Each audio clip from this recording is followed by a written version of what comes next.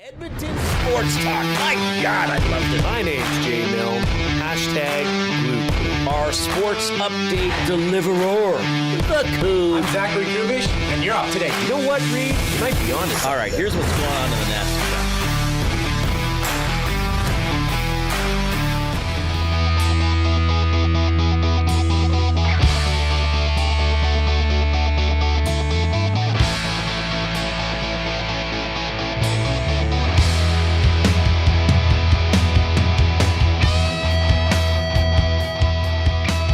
Staying alive indeed, Oil Country. Oilers with the big win last night. Off to Anaheim today. Game 6 tomorrow, 8 o'clock against the Anaheim Ducks. So we're going to do it again. 14 hours of coverage leading into Game 6. Tomorrow, this show will be extended until 6:30. GCL Diesel Oil Stream pregame show at 6:30 tomorrow night. Tom's going to be at Hudson's. That's on good old White Ave. So it's 82nd Ave. But that strip of 82nd Ave in Edmonton, we call it White Ave. With a Y. If you're looking for it. Yeah. YHITE. that's how it's spelt. Capital Y.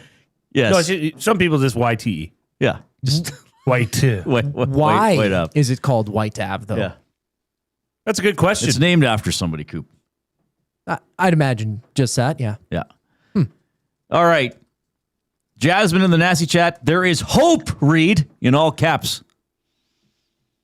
There certainly is. There certainly is hope. Great performance by the Oilers, especially in the first 11 or 12 minutes of that game. Fast, simple, puck to the net. Anaheim couldn't get anything going, chased a style, and then held on to the lead after that. We will discuss some of the keys from that game. I thought Podkolzin was outstanding, Jay. I thought one of a few Oilers that really rose to the occasion. Certainly. But Podkolzin, I mean, right after that, Reid, he put one off the bar. Yep. On a, quite a hard angle. But yeah, that was a type of game. And it's nice to see a player that has been working hard all year, that has been rising up in terms of fans' appreciation of him, come out on a big stage and perform like that.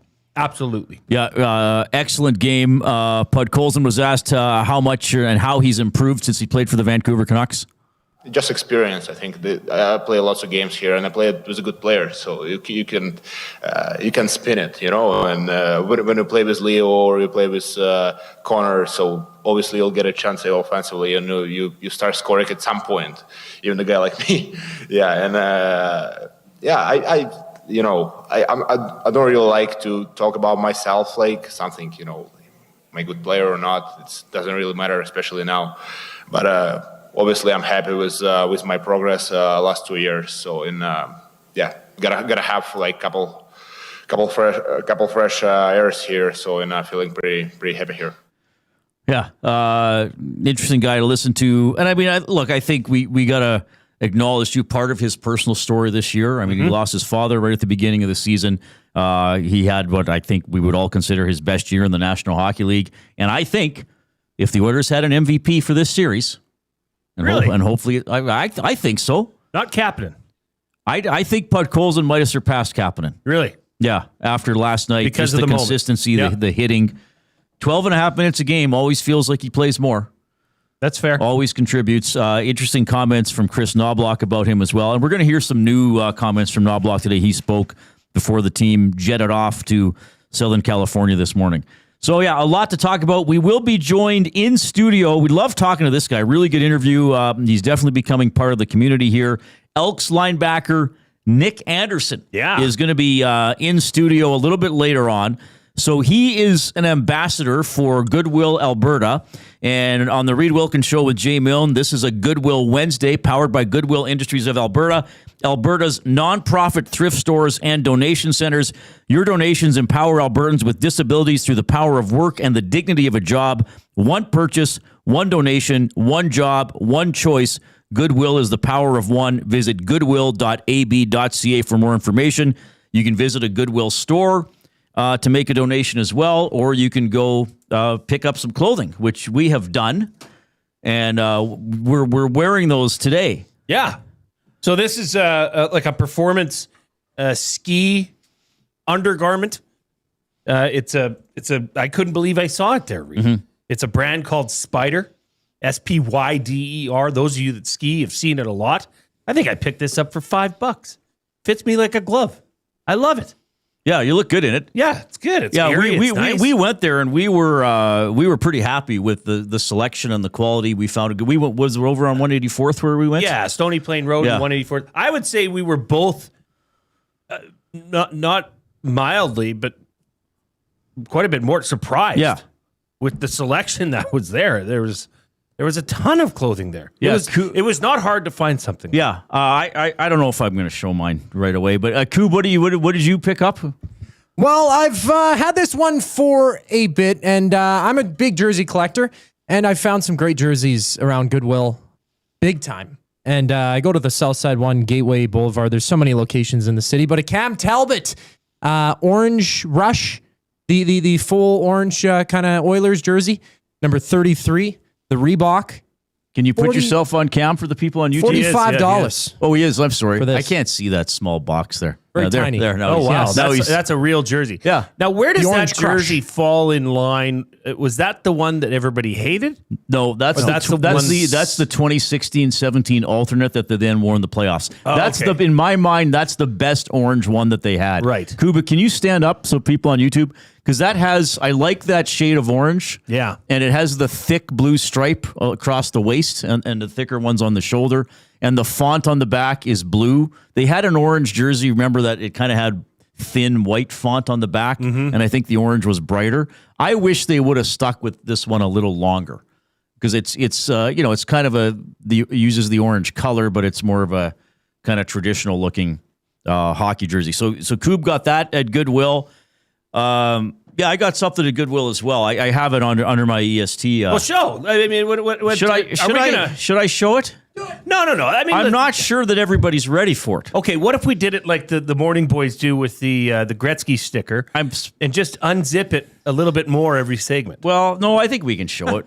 I'm just Are you not sure. sure? Well, I'm mainly concerned about the reaction of one of my colleagues, our boss here, Why? Dustin Nielsen, because his brain might explode.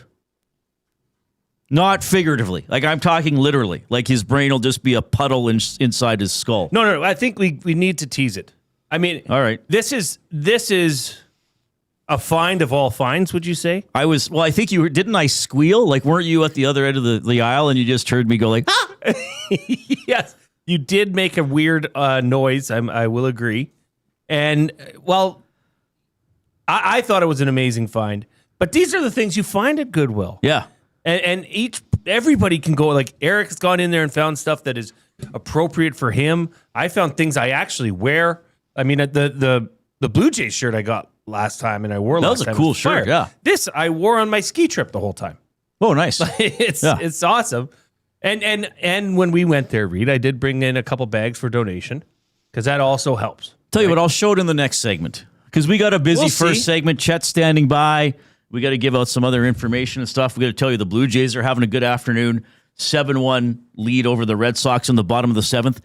Did you see who homered today, Jason Milne? I may have. Ernie Clement. Jay's favorite player, certainly favorite Blue Jay. Boy, that pitch shouldn't have been in that zone. I mean, that's got Ernie Clement home run. Ernie written took all him to over it. school. Ernie took him to school is right. 7-1 Blue Jays. What a way to rally back. Good afternoon. So a chance to win this series against the Red Sox. So that'd be their third consecutive series win as they're trying to get back in it here in the American League East. So, yeah, they still got to close this one out. 6 more outs to go. Vladdy is batting with nobody out in the bottom of the 7th. I'll show the shirt. We'll do it. I guess it'll probably be around 3:25, 3:30. I just want everybody to be prepared, and specifically Dustin Nielsen to be prepared. You know, maybe DM Dustin or tweet him like, "Hey, buddy, Yeah, you better get at him." You like Dustin, just brace yourself for when Reid unveils the shirt, because it's going to be something."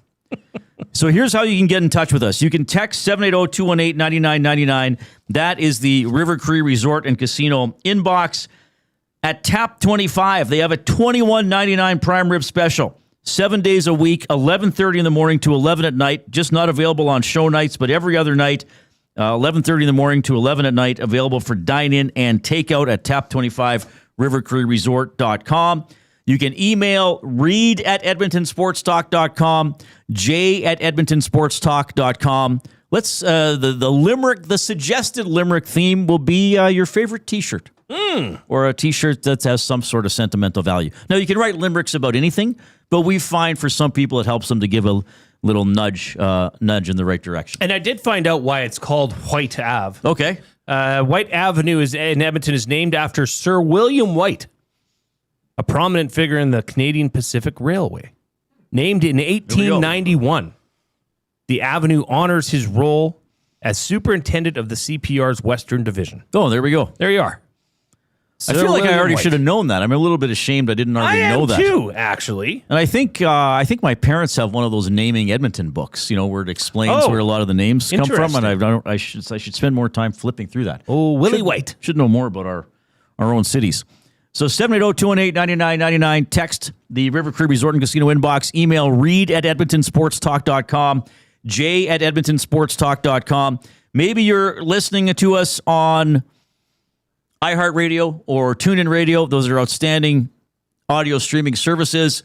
Now, the thing we got to ask you there is let other people know how they can find Edmonton Sports Talk, especially at this time of year. Everybody's talking playoffs. So we want to keep building our audience. Of course, we have good old-fashioned YouTube going as well.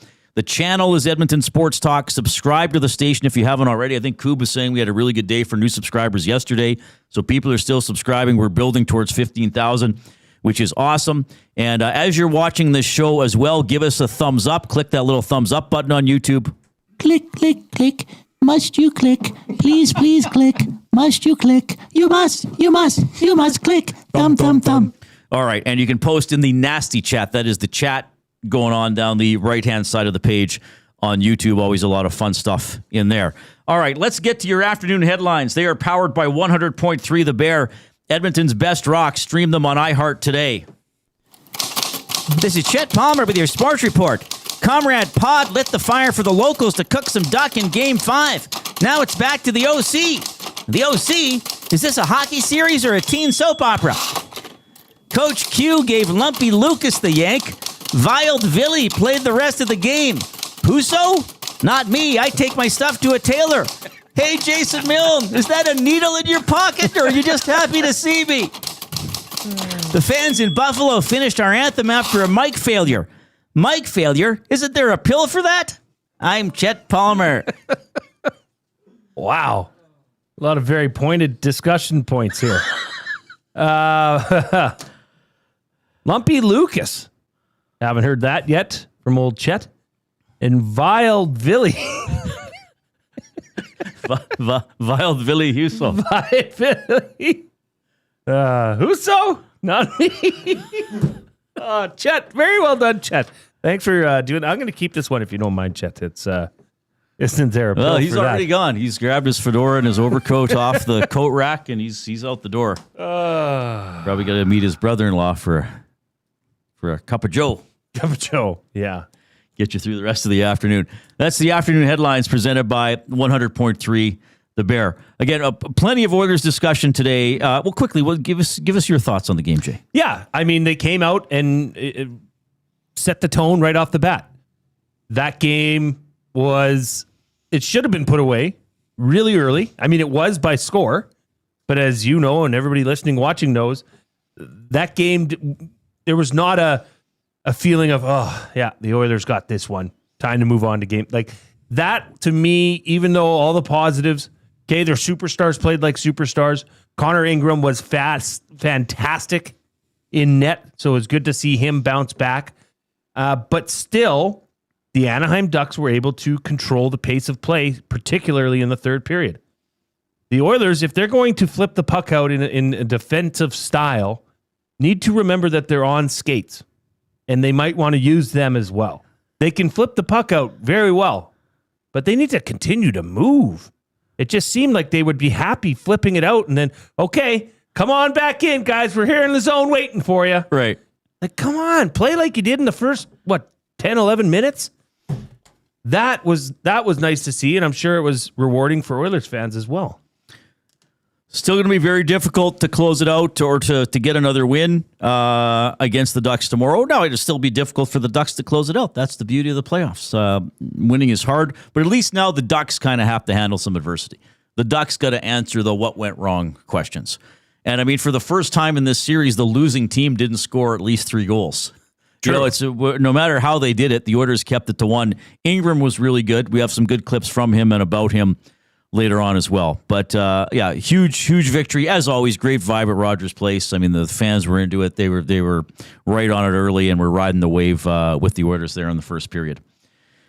780-218-9999 River Cree Resort and Casino inbox. At this time of day, we always do the off-topic topic. It's presented by William Huff since 1952. I'm really looking forward to this one.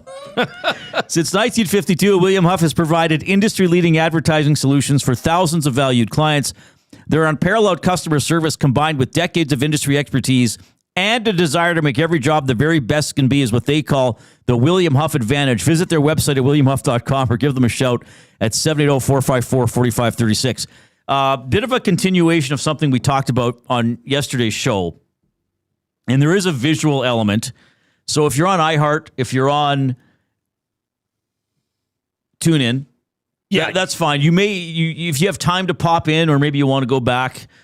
Like yesterday, Tom Gazzola said he was listening to us and then heard us talking about this, so he jumped into YouTube to see it. Of course, we're going to describe it. And it's on Twitter as well. Yeah. Edmonton Sports Talk. I've retweeted it if you want to see the illustration that we're talking about.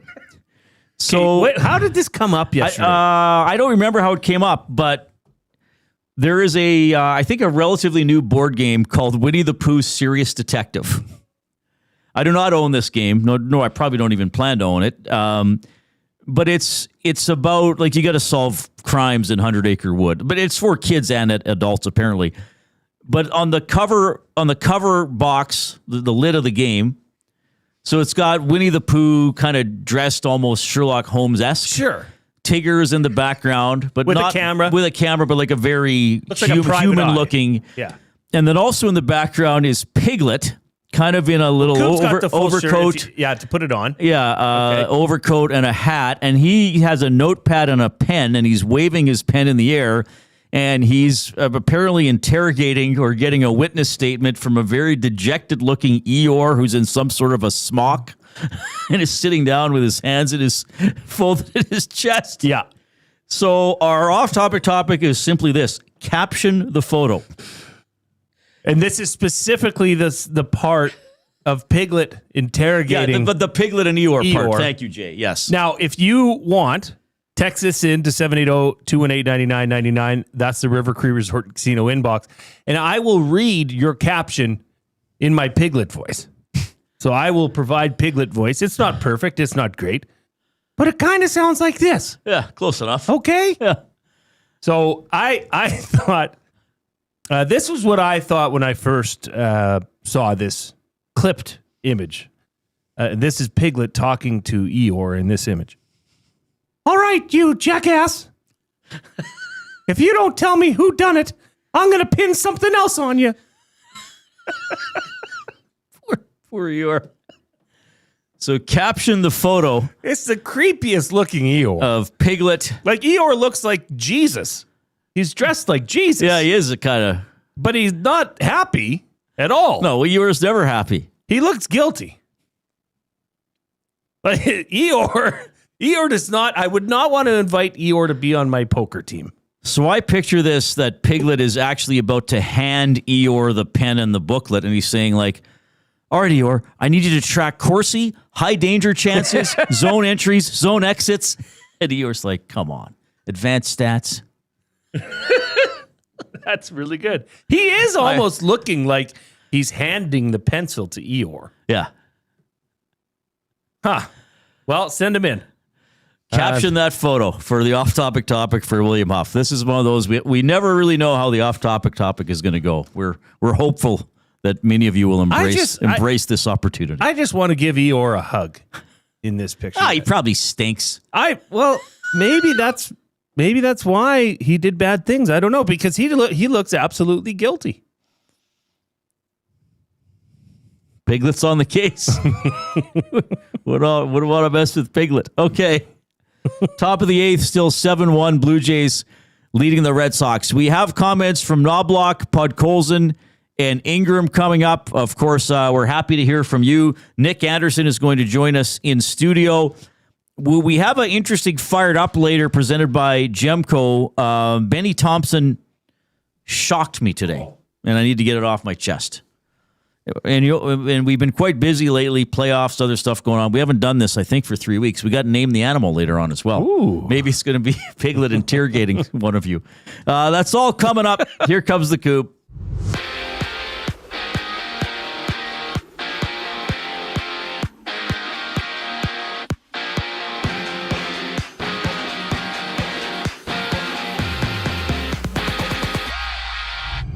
At 5 o'clock, the Lightning and Habs go at it. That series now a best of 3. Juraj Slafkovsky good to go for Montreal after taking a big hit from Max Crozier in Game 4. 2 other games on tap tonight. Golden Knights Mammoth out in Vegas. 2-2 series tie. Puck drop at 8 o'clock. We also have Pittsburgh looking to force a Game 7 with a win tonight against the Flyers. Back in E-Town, the Elks made 2 selections in the CFL Global Draft, selecting kicker Jesus Gomez 3rd overall and defensive lineman Jeffrey Emba 12th overall. In baseball, Jays Red Sox top of the 8th, closing out their series.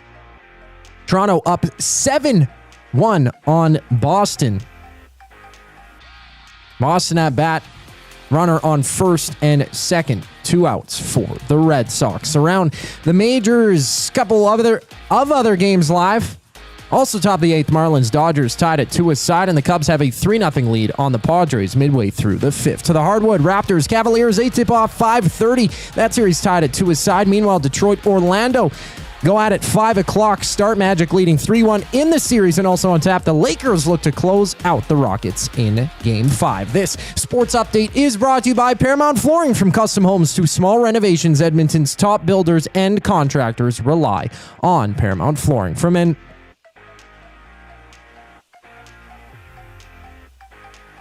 Their in-house team handles everything from selections to completion, keeping projects on track and on time. Visit their showroom open 7 days a week or find them at ParamountFlooring.ca. More with Reid and Jay following the break here on Edmonton Sports Talk. I'm Zachary Kubish, and you're up to date. 2 guys and a goalie. The Oilers losing in round 1 is better for this team in the long run. Hire it or fire it. I'm going to hire it. It sucks to say, It but does. We've been waiting all year for them to show that championship pedigree. But you can't tell me a team that's only won 3 games in a row twice over the whole season is that team. 2 guys and a goalie, presented by GS Construction. Tuesday and Thursday afternoons at noon, only on Edmonton Sports Talk. Your clear choice for Edmonton sports. We have what you're looking for. GD Liquidators is Edmonton's one-stop shop for new and used warehouse, office, and industrial items since 1987. You'll find what you want when you want it. Give us a call, visit us in store, or check out the monthly auctions at gdliquidators.com. 100% Canadian owned and operated. We have what you are looking for. GD Liquidators. Your home for great performances is the River Cree Resort and Casino. God, I wish I could meet somebody like you online. She's got me in the friend zone. Don't miss Morgan Jay's musical comedy May 23rd. 9 p.m. show is sold out. Second 6 p.m. show added. Tickets at rivercreeresort.com. River Cree Resort and Casino. Excitement? Bet on it. GCL Diesel has been serving oil country since 1972. From diesel cars to SUVs to pickups. From farm tractors to school buses to a big rig. From diesel generators to forklifts, GCL can test, troubleshoot, and repair all diesel fuel system components. Whether it's injectors, pumps, turbos, filters, or additive, GCL has the parts you need to keep your diesel running the way it should. For genuine diesel parts at wholesale prices, visit GCL Diesel in the West End or online at gcldiesel.com. GCL Diesel. Diesel understood. The Canadian Brewhouse has a happy hour for any scenario. You finished work early? Happy hour. You finished work because you accidentally hit reply all to the entire company? Big happy hour. Your boss said, great job. Happy hour. Your boss said, per my last email. Ugh, emergency happy hour. You finally closed the big deal. Happy hour. With a huge selection of ice cold drinks and great food, the Canadian Brewhouse has a happy hour for whatever just happened at work. The Canadian Brewhouse. Your day just got happier. Hey Edmonton, did you know a local Play Alberta winner scored over $430,000 on Desert Fantasy? Think about the rec room you could build with that kind of cash. From major casino winners every hour to jackpots worth millions and hundreds of popular games to money that stays in the province, there has never been a better time to sign up for Play Alberta. Download the app today to get started with casino, sports, and lottery, all in one app. Must be 18 plus to play. When you gamble, use your game sense.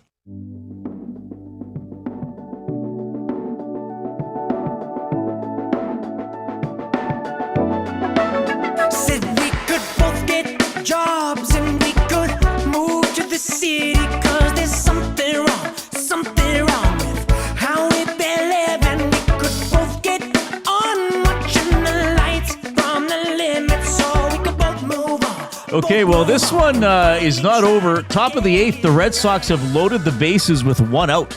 Even though it's 7-1 Blue Jays, they got some work to do here. Oh, there's a strikeout. So now 2 out in the top of the 8th. Blue Jays up 7-1.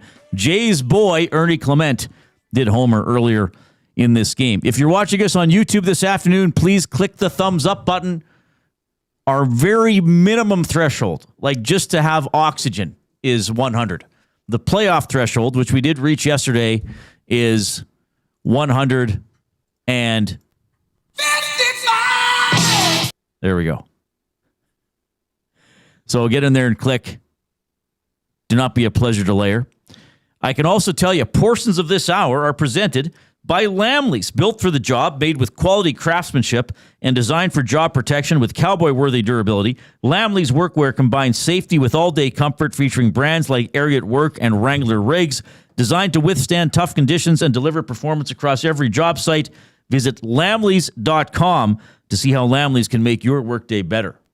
LAMMLES. All right, great to have Lamley's on board. Our off-topic topic for William Huff is caption this photo. Coob's got it up again if you're on YouTube. So it's a part of the cover box for the board game called Winnie the Pooh Serious Detective.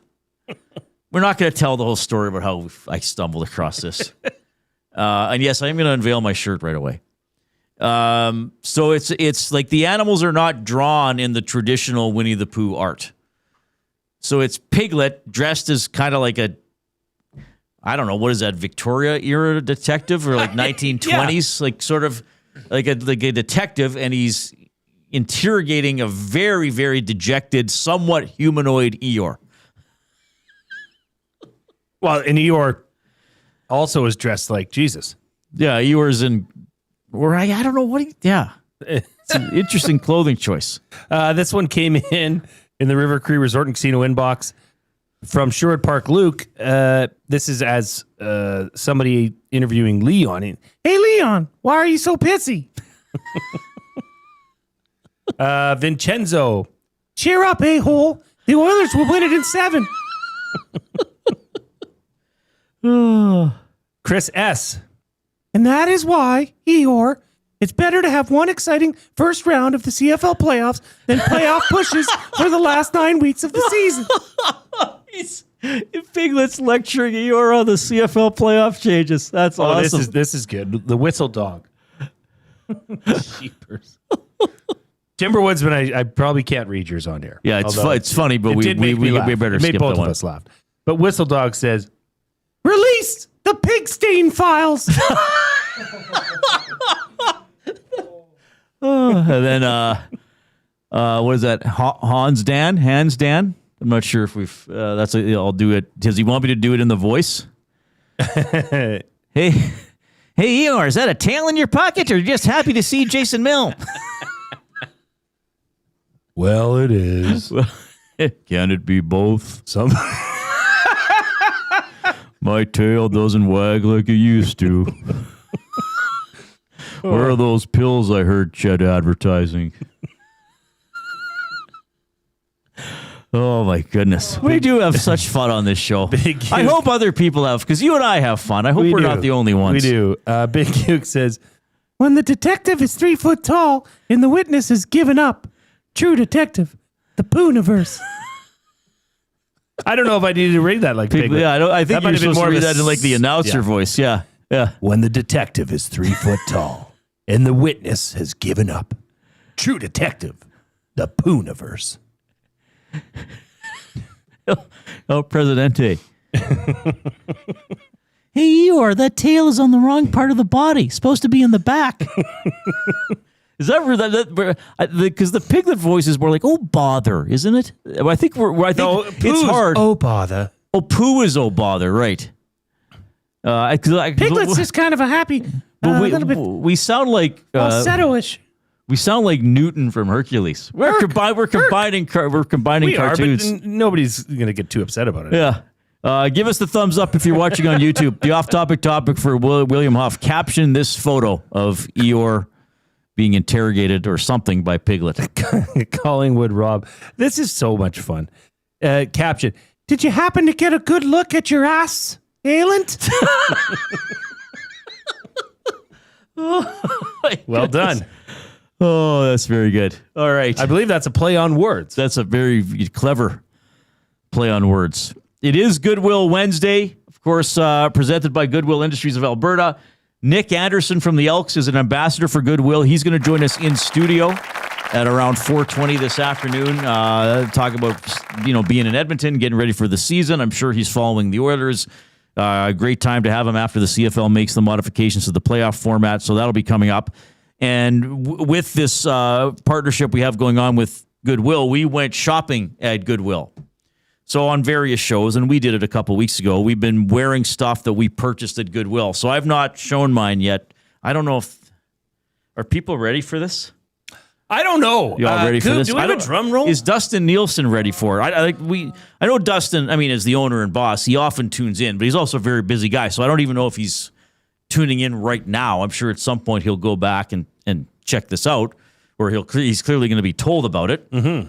So we were at Goodwill, cruising the aisles, and I happened to just... Here, well, just come into the middle, and I'll play this before you reveal. Dun, da, da, da. Okay, I got to take my headset out. Okay. Reid is disrobing, or dishoodieing, to reveal... Dun, da, da, da. What? The Bison King. King shirt.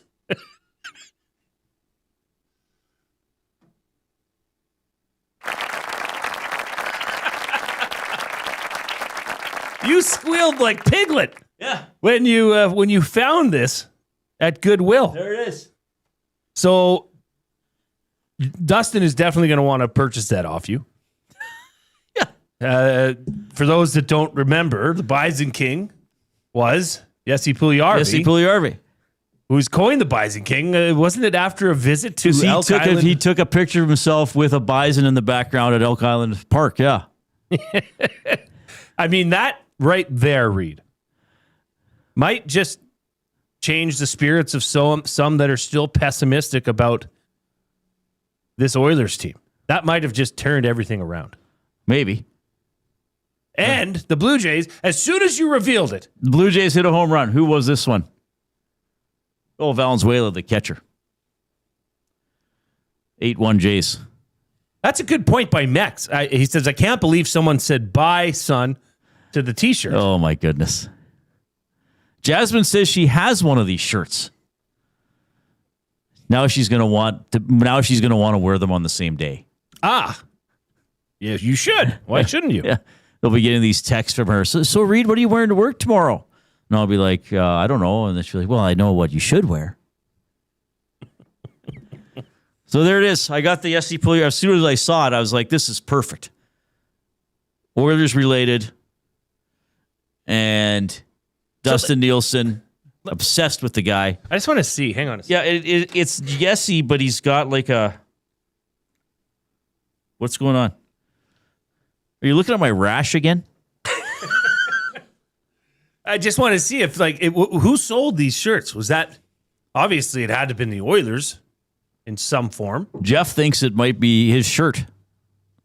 Really? That he donated. Yeah. Well, that would be an interesting turn. Well, I guess he donated it. It went to a good cause. Yeah. Reid Wilkins. That is a phenomenal shirt, though. Thank that was you. a great pull. Yeah. But that's the kind of things you can get there. You never know. Oh, there was the selection was amazing, quite frankly. And that place was buzzing when we were in there. So I'd imagine the turnover at these Goodwill locations. Well, because is quite didn't you high. donate some things too when we went? Yeah, a couple bags worth. Yeah. Some premium children's clothing. Yeah, and they have electronics, knickknacks. There's a whole bunch of stuff at Goodwill. DVDs, furniture. Yeah, for sure. Yeah, golf clubs. They got it all. Clubs there. Yeah, they got it all. So yeah, we got some clothes, and I got the Bison King T-shirt. So I'm rocking and rolling for the playoffs. 780-218-9999 is the River Cree Resort and Casino inbox. The off-topic topic, we got to revisit it, Reid, is Caption the photo. We have more coming in? Yeah, Piglet interrogating let's do Eeyore. Bronco Nick says, "Hey, Donkey, have you seen where my two brothers have gone? Shrek said they were last seen with Lord Farquhar near a barbecue spit." Well done. Winnie the Pooh, Serious Detective is the name of the game. That's where we got this illustration of Piglet being a detective. Piglet's on being his own. put in quite a negative light here.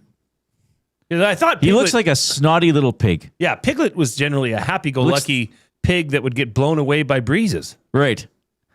But he was still happy. He don't look happy in this illustration. No, he looks like he's out for blood. Donkey blood. Did you see Live Golf officially pulled the pin? Oh, are they done? Saudi Arabia pulls funding from Live Golf. Its star players face a painful road back. Hi-oh. I hope you kept and saved some of those bags of money you were I'm given. sure they did.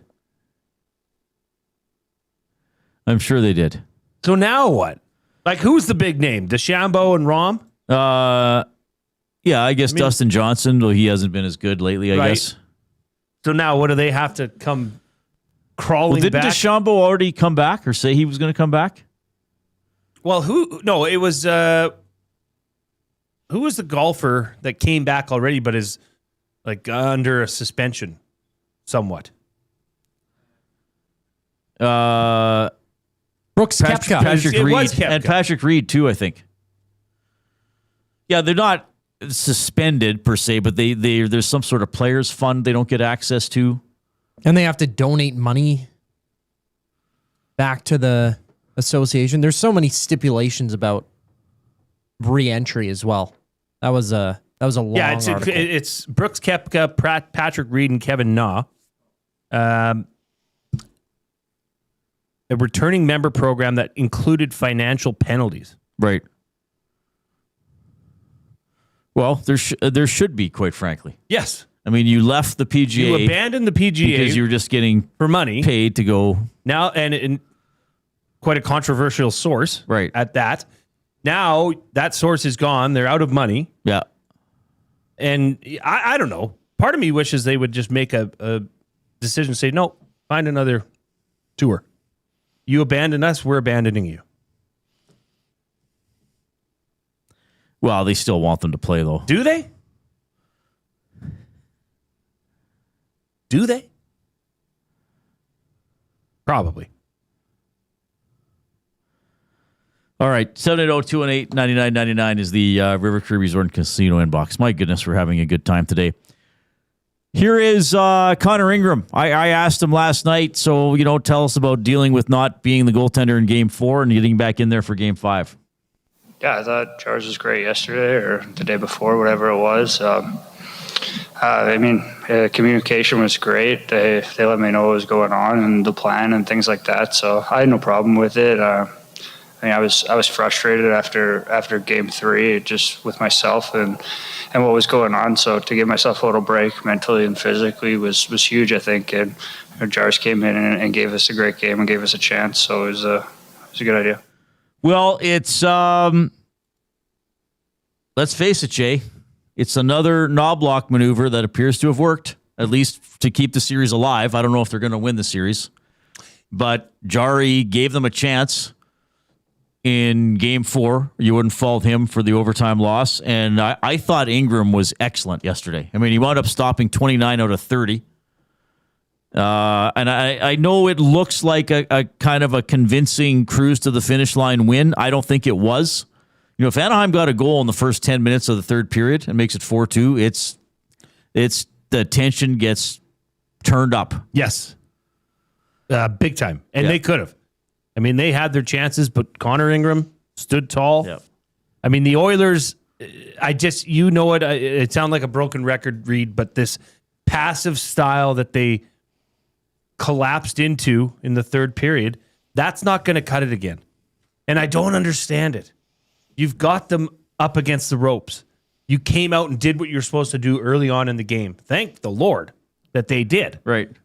And then you just want to let them tee off on you. I don't understand that. And maybe Reid, that's truly showing how gassed some of their star players are. Maybe. And that, okay, the icy hot that I rubbed on earlier is wearing off.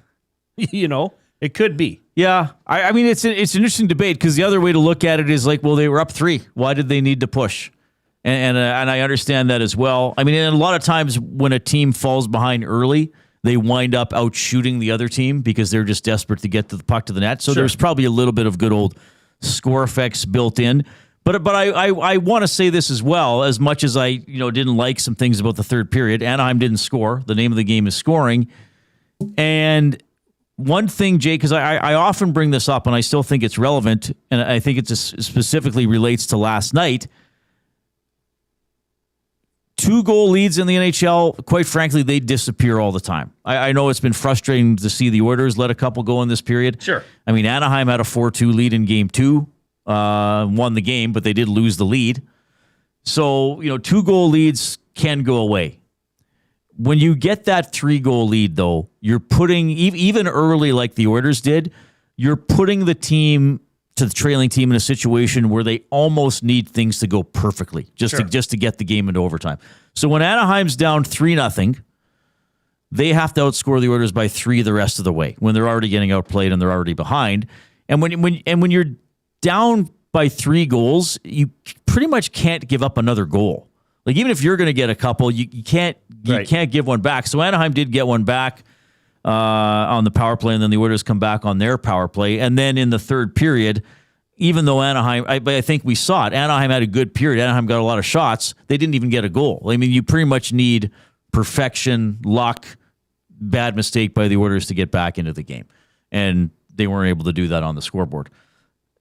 What do you think Anaheim is drawing out of that game, though? Do you think they're feeling like, I mean, they're always going to look for ways to pump themselves up. Do you think they're just thinking, okay, we screwed up for 10 minutes? I think they're not thinking much about it. Throw it out. Move on. I mean, we've said it so many times that hockey players in particular have short memories. Well, Anaheim is definitely going to forget about this game and move on and just try and focus on how they've been playing throughout the rest of the series, which was pretty good. Now, if the Oilers can come out and get out early again on them, which has happened all series.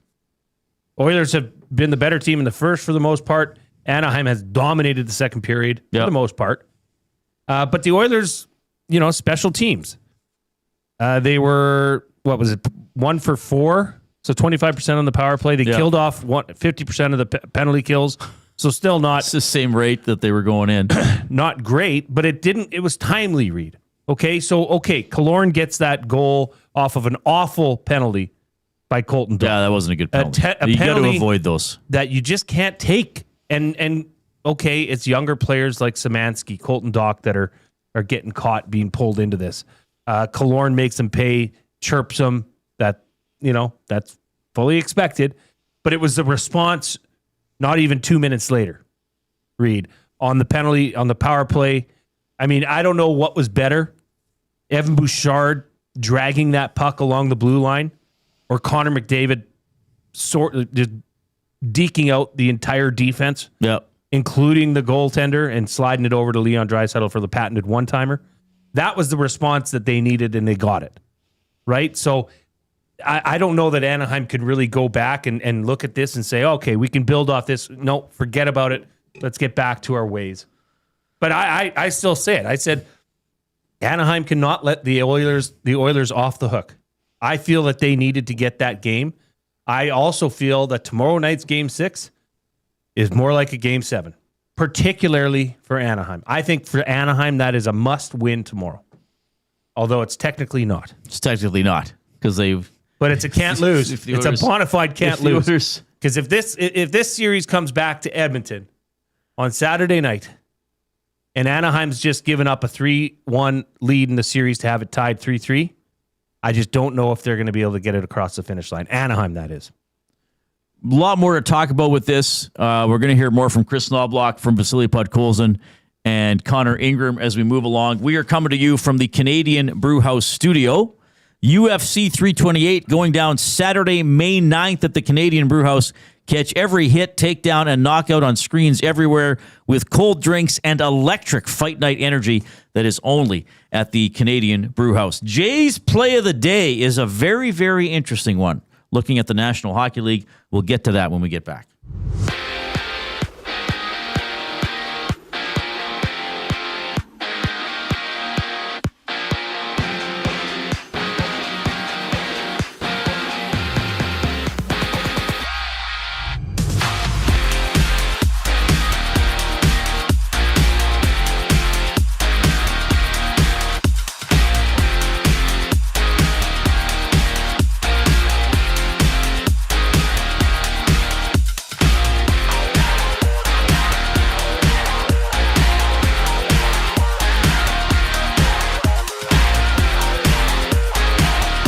5 o'clock puck drop. Lightning Habs go out of that series now a best of 3. Juraj Slafkovsky good to go for Montreal after taking a big hit from Max Crozier in Game 4. 2 other games on tap. Golden Knights Mammoth out in Vegas. Puck drop at 8 o'clock in a 2-2 series tie. We also see Pittsburgh looking to force a Game 7 with a win tonight against Philadelphia. Back in Edmonton, the Elks have selected kicker Jesus Gomez 3rd overall and defensive lineman Jeffrey Emba, 12th overall in the CFL Global Draft. To baseball, the Jays and Red Sox have wrapped up their 3-game series. Toronto with an 8-1 shellacking of Boston. Ernie Clement with a home run and 2 runs batted in that game. Jays back in action tomorrow against the Twins tomorrow night. Right now, 2 games live. Majors bottom 9th, 3-2 lead for the Marlins against the Dodgers. Midway through the 6th, the Cubs up 4-3 on the Padres. To the hardwood, Raptors Cavaliers matchup 5:30 tip-off, 2-2 series tie. Meanwhile, Detroit and Orlando hit the deck at 5 o'clock. Magic leading 3-1 in that series. Also on tap, the Lakers look to close out the Rockets in Game 5. More with Reid Wilkins, Jay Milne on the other side of the break here on Edmonton Sports Talk. I'm Zachary Kubish, and you're up to date. The oil stream. Does the Dostal thing linger? Are they in his head now? Well, he hasn't been good the entire series. Also a good point. Yeah.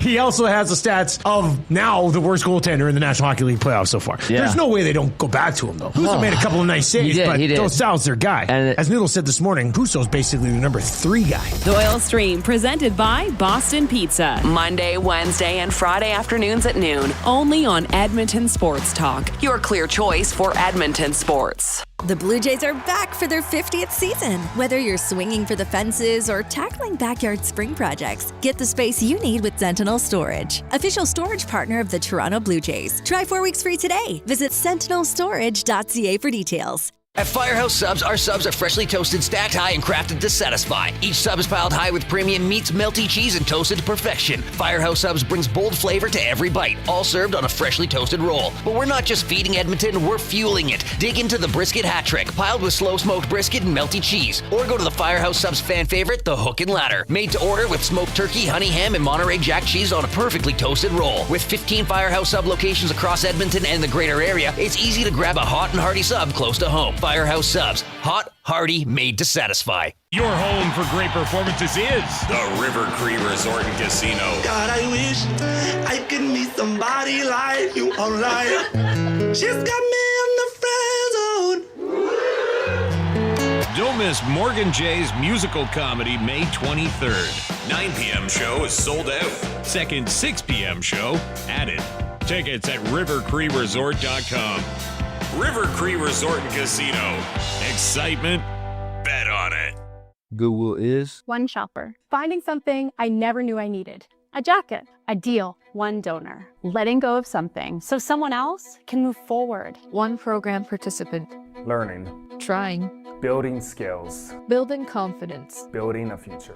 One purchase, one donation, one job, one choice.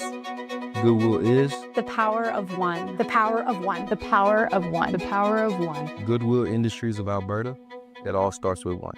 Playoffs don't care what day it is, and neither does the Canadian Brewhouse. Monday, we're packed. Wednesday, electric. Saturday, don't even ask. The Canadian Brewhouse is here for every game, every round, every minute of overtime. From puck drop to final buzzer, we are in this with you. Book your table, find your people, get loud. Don't miss out. Every game feels like a Saturday. This is our house, the Canadian Brewhouse.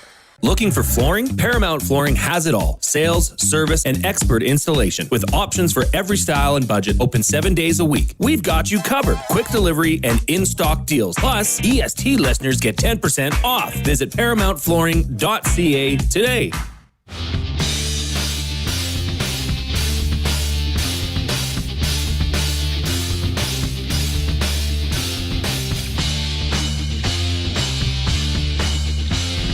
Oh, my goodness. Along with Jason Milne, I'm Reid Wilkins. It is Edmonton Sports Talk. We are with you 3 to 6 p.m. every weekday. Tomorrow, though, we're going to tweak it. Just a baby tweak. We're going to go until 6:30 because it's an Oilers playoff game day. And then at 6:30 tomorrow night, our buddy Tom Gazzola will take over the stream for the GCL Diesel Oil Stream pregame show, leading you into Game 6, Oilers at Ducks. That's an 8 o'clock game. Anaheim now leading the series 3-2 after the 4-1 Oilers victory last night. Huge. River Cree Resort and Casino inbox, 780-218-9999. Anything now, or you want to wait? No. We're good We're carry on for now. Carry forward. Move along. Make it so, number one. Oh, you know what, Jay? You got to do a lot of work here. This segment's all yours. It's Jay, it's play, he's Jay, it's today. It's Jay's play of the day. It's Jay's play of the day. Jay's play of the day. It is presented by Play Alberta. Why limit your choices when you can have it all? Play Alberta, your go-to app for casino games, sports betting, and lottery all in one place with easy access to real money games. You can enjoy everything Alberta has to offer right at your fingertips. Download Play Alberta now, the app, and start playing today. Go to playalberta.ca.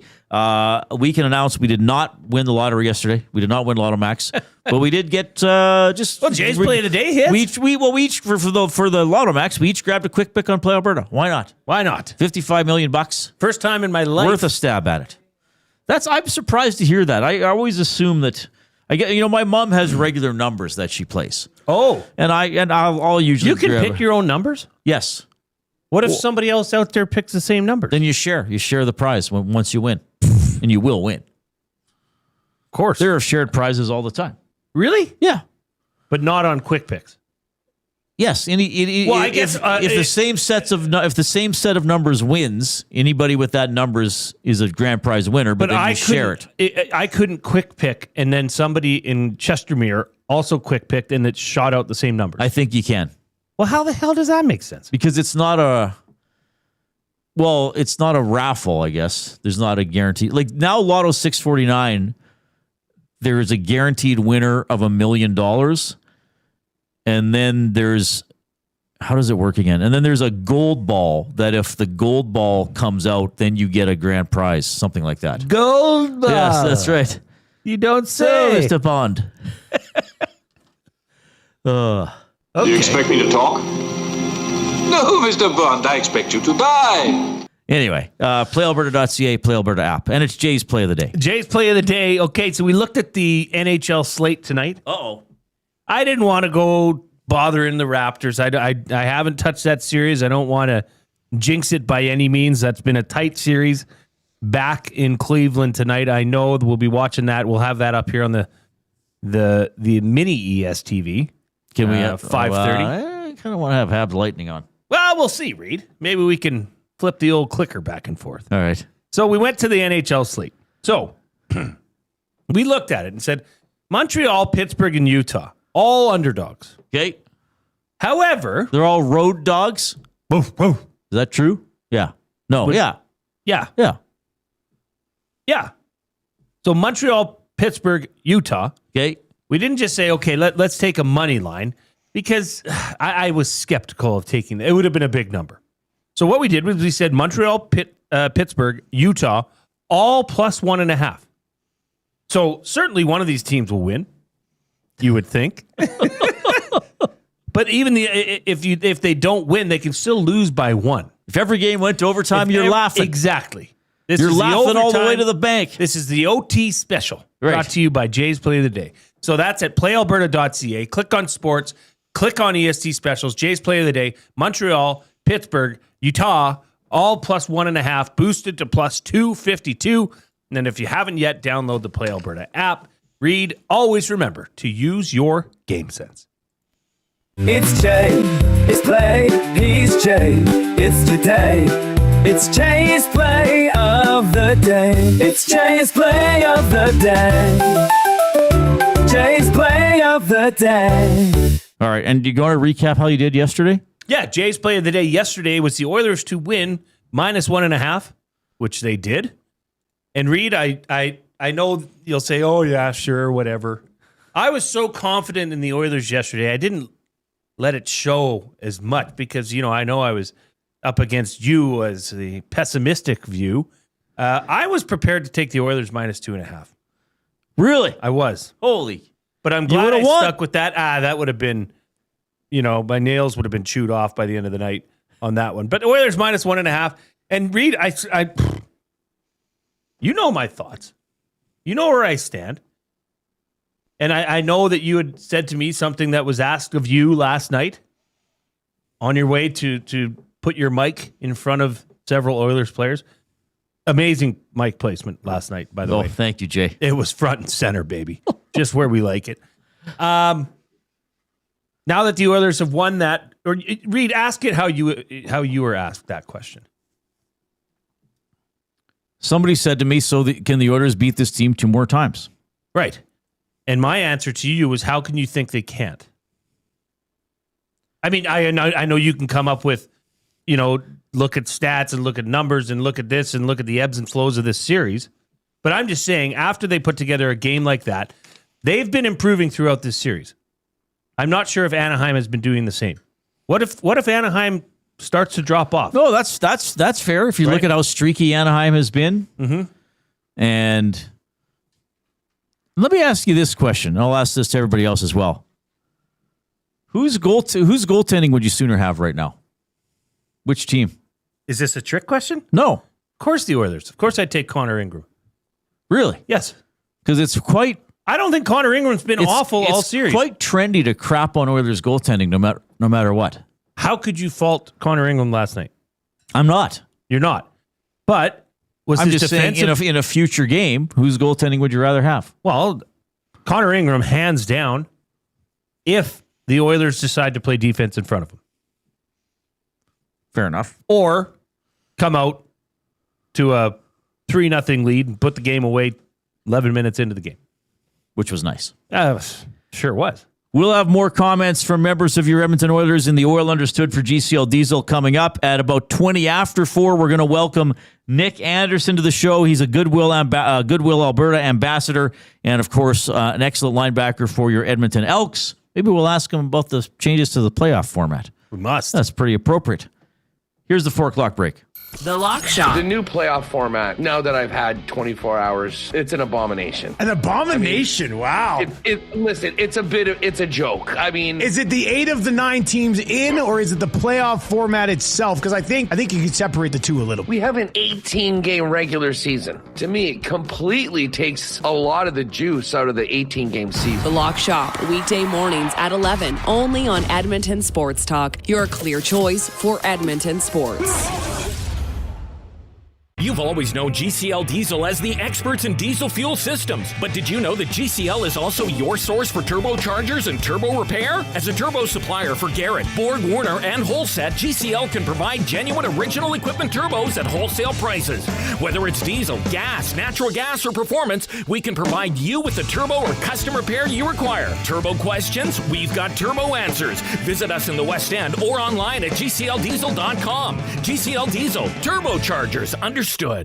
Worksite ready, Western tough. Lamley's Workwear is calling all tradespeople, oil and gas crews, construction workers, farmers, and hard-working Canadians. Built for the job with quality craftsmanship, job site protection, and cowboy-worthy durability. Trusted brands like Airy at Work and Wrangler Rigs, designed for performance and all-day comfort on the toughest sites. No matter the season, Lamley's has the workwear you need. Shop the full range now at lamleys.com/work. LAMMLES. Time for a new career in 2026? Or maybe your kid is still pondering their path. Good news! Weiss Johnson is hiring. It's Dennis, and not only are we hiring for heating and air conditioning, we're also looking for experienced plumbers and gas fitters. With the growth in residential development, there's no shortage of opportunities at Weiss Johnson. Choose your path with us. Learn from one of the industry leaders, and we will grow together. Receive great benefits and school reimbursement as well. Visit weiss-johnson.com today. You've heard the name, but what does it mean? For over 66 years, William Huff Advertising has supplied signage from screen printing to digital to LED with design, production, and install in-house. It's a one-stop shop for all your signage needs. Edmonton owned and operated, William Huff has been trusted by the biggest companies and teams in the City of Champions and many others across the country to do the job. If you're looking for a way to get the word out about your company or event, they are the answer. Go to www.williamhuff.com. Their results speak for themselves.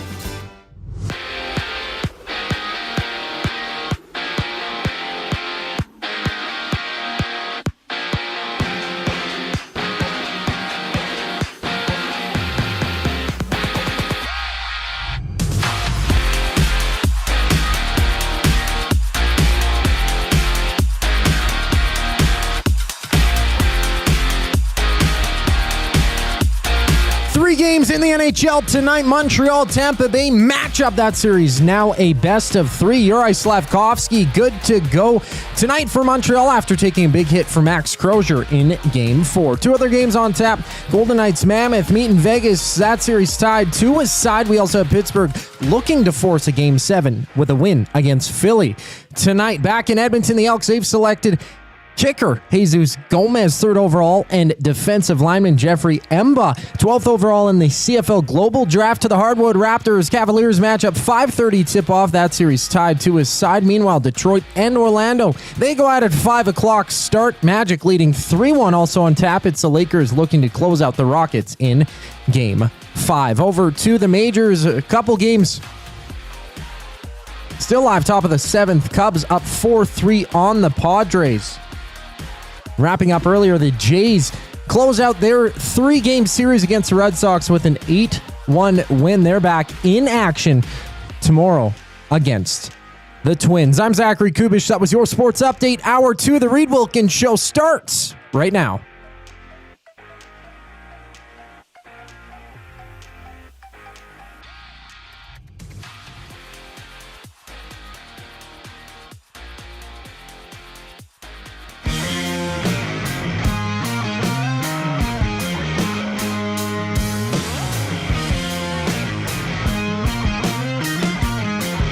Oh, we got a great hour ahead for you here on the Reid Wilkins Show with Jason Milne. We're going to get to some comments from members of your Edmonton Oilers right away. Nick Anderson from the Elks is already here. It is Goodwill Wednesday on the Reid Wilkins Show, and he's a Goodwill ambassador. He is ready to rock and roll. He's been watching he dove right into his Oilers takes. Nick Anderson of the Elks is just like all of you. He's ready to talk about the playoffs. He lives here in the offseason. He's been watching the games. He's got some frustrations that we're going to discuss, which is going to be really good. The 55-yard line in the Nasty chat, he says, can you ask Nick if he's seen Brady Oliveira's reality show about adopting dogs? What would a Nick Anderson reality show be about? Oh, I didn't know Oliveira had that. Is that true? Well, we'll find out. Okay. Because that's a fantastic question. Yeah. And then the 55-yard line also says, can you ask Nick if he thinks Commonwealth Stadium should retire my number? Well, it'll just be gone. They are. I got news for you. Yeah. They did it. Sorry, 55-yard line. What do you think of this, Reid, quickly? Andrew the accountant, if we have learned anything about this team this year, it's that this team is not consistent. It can't play the same game twice. True. I just don't see them winning 2 more in a row. That's why I'm still worried. But they've done it. That's why I'm still worried. Now, to be fair, there are 2 teams in this series. Sure. And if we've learned anything about the Anaheim Ducks this year, it's that when they're hot, you can barely see the road from the heat coming off. When they are cold, they're like Foreigner. And willing to sacrifice our love. Can you whistle that one?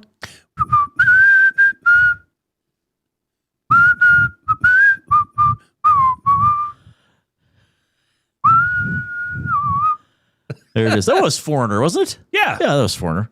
So it's still there for the Oilers. Clearly, their odds have improved than they have yesterday. But yeah, I still worry about the consistency. We even saw it throughout last night's game. But hey, they got a chance. They're still going.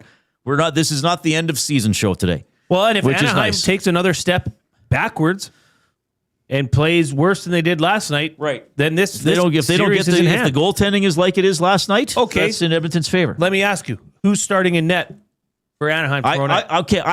So if you want to what if it. Well, that's what we have to do. They'll start Dostal.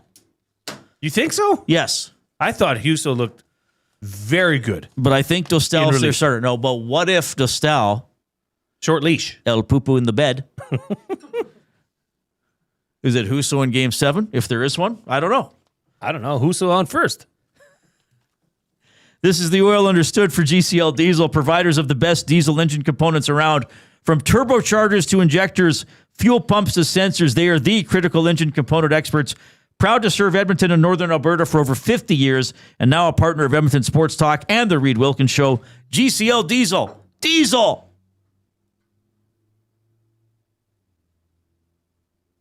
Understood. That was creepy. Well, Coob often takes it there. Give us a thumbs up on YouTube, by the way, if you have not done so already. We want to get to 100 thumbs as quickly as possible and then get to 155. We're at 72 thumbs, even par so far. Let's keep going with that.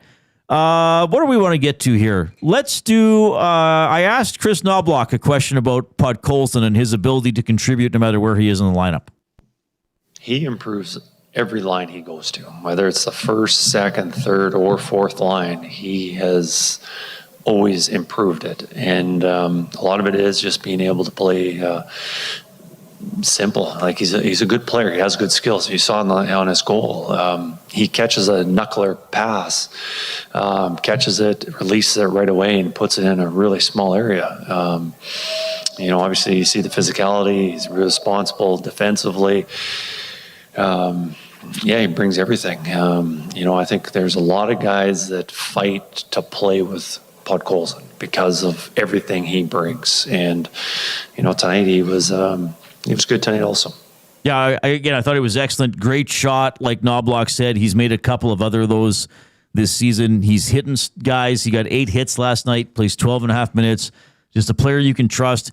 And that clip we played earlier from him where he said, like, basically, somebody's got to take the initiative. Let's. Oh no, I didn't play that one. Here he is, Podkolzin on stepping up last night. I just like to play hard. So I like the playoff style, and especially when our season on the line. So you got to do something. I think everybody has to step it up, and it starts with me. And I'm trying to do my best to keep winning the games. Well, really, that's what you hope every player is saying. Sure. It starts with me. Not I have to go out and be a hero. Right. Not I have to do something individually. It starts with me doing my job. It starts with me supporting my teammates. It starts with me maximizing what I can get out of myself. Yep. And Podkolzin plays that way all the time. All the time. And I every time they put the camera on him on the broadcast read, whether it be on the bench or on the ice, his demeanor suggests he means business. You know, it's very few do you catch him not focused. Like, how can't you love a player like Vasili Podkolzin? He gives it every night. And yeah, I mean, I do somewhat disagree with what Coach Knobloch said there. Like, that was not a knuckler pass from Evan Bouchard. That was a filthy saucer pass from 40 feet away on the tape. Yeah, he had to catch it a bit, but put it upstairs, showed nice touch right after that, shortly after, almost putting another one behind Dostal. But yeah, fantastic game for Vasili Podkolzin, and something that maybe some of these players that aren't quite at the game or the level they want to be at can build off of. All right. Connor Ingram with some thoughts on Podkolzin as well. He definitely shoots more pucks than anybody else does. On me, at least. He's out there every morning. He's the first guy through the doors every day, and I think he's a great guy to learn from. I think he's a true pro. You know, that's what guys do, and he's being rewarded for it. So I'm pretty happy for him. All right. So, yeah, one of the guys who really took charge in that game last night, the Oilers beating the Ducks 4-1. The game came with a couple coaching decisions. We talked about the goaltending. Of course, the nuclear line, if you want to call it that, for the first time included Kasperi Kapanen. It was Draisaitl, McDavid, and Kapanen together. And good. I think it should have. He's deserved that. He's been their best forward this series. Right. And up until last night. Now there's a bit of a debate. But Knobloch said, Nuge and Hyman have generally been good together as well. And that was, okay, here's a question for you. I just thought of this. At any point in this series, in any of the 5 games this series, has the Oilers' best line in that individual game included Connor McDavid? I don't know if it has. Ooh. No, I would say it has. Maybe game 3? That's when he got the power play goal, right? I mean, the fact that it's debatable is good and bad at the same time. Right. If you're an Oilers fan, because obviously secondary scoring is picking up. I mean, Evan Bouchard had his best game of the postseason, no question, last night. He picked it up. And I thought Connor McDavid looked more like Connor McDavid that certainly you and I are used to seeing. He looked more comfortable. I would agree with that. Yeah. Which is a very good sign for Edmonton Oilers, not a good thing for the Anaheim Ducks. So anyway, another coaching decision was scratching Trent Frederick. Knobloch was asked about that today. We needed, with Doc coming back, feel that he's been playing really well with his speed, his physicality, and then also the importance of Lazar. We talked about those face-offs on the penalty kill. Lazar was part of that last night that we needed him. Obviously, we didn't take many penalties. Last night, we took 2, and one was a partial. So we didn't have as much penalty kill time as we have in the previous games. But we felt that was important for him to play. Well, this is part of the ongoing saga of Trent Frederick. I mean, we're not going to talk about this a lot because it's playoffs, but we know about the contract. So really, Doc came in, but I think the choice was really also leaving Lazar in. I mean, Curtis Lazar knows why he was signed. He knows who he is. He goes in there to provide energy on a short contract. Draw penalties. Not make a lot of money. Yeah, he drew a penalty last night. Trent Frederick was signed for 8 years. To be maybe, a really good third-line player who could play on the second line every once in a while. And he was taken out. And, they keep Lazar in. They leave Doc in, even leaving Szymanski in. But right now, I mean, you can't put Frederick back in tomorrow if everybody's healthy. I know he's had some good games. I know he's hit, but I don't think anybody watched that game last night and said, "Oh, you need Frederick on that play." Yeah. So anyway, Probably very few people. We need to get Knobloch's answer on that. Also, now the probably the biggest negative in this series, and you mentioned it again last night, was their 50% on the PK. Here's Knobloch. I think a lot of it is not getting the clears, especially in Game 4 in Anaheim, where we numerous times get clears, didn't get down, or if it did get down, just partially, so we didn't get changes. Now we're tired, and now we can't kill how we want. So I think a lot of it is confidence in making the plays, get the puck down, and getting new guys out there. Also, Enrique, miss him. There's a lot to be said about that guy who takes that first face-off. That's a key face-off, how it starts. You lose it, you're defending. You win it, you get it down. They're out of sorts. They're trying to get sorted out with a breakout, get possession in the offensive zone. You know, it'll be nice when we get him back. Well, we talked about that yesterday, and I'm glad the head coach actually sees something that we're seeing. Clearing the puck. That's a frustration I've had with the Oilers, not just in the playoffs throughout the season. They steal a pass or they win a race to the puck. Full slap shot down the ice. Yeah, flip it out. Whatever. Not like, I got the puck. Do we have something going here? That would have been a dangerous game to play if you were into it as some sort of a drinking game that would involve every time the Oilers flip the puck out, have a drink. Right. It wouldn't have ended well because it was all they were doing. And Reid, I marked this down. Around the 13-minute mark in period 3, Ryan Nugent-Hopkins gets a puck in their zone, but just inside but this is their on the PK, zone. we're talking about the clears, right?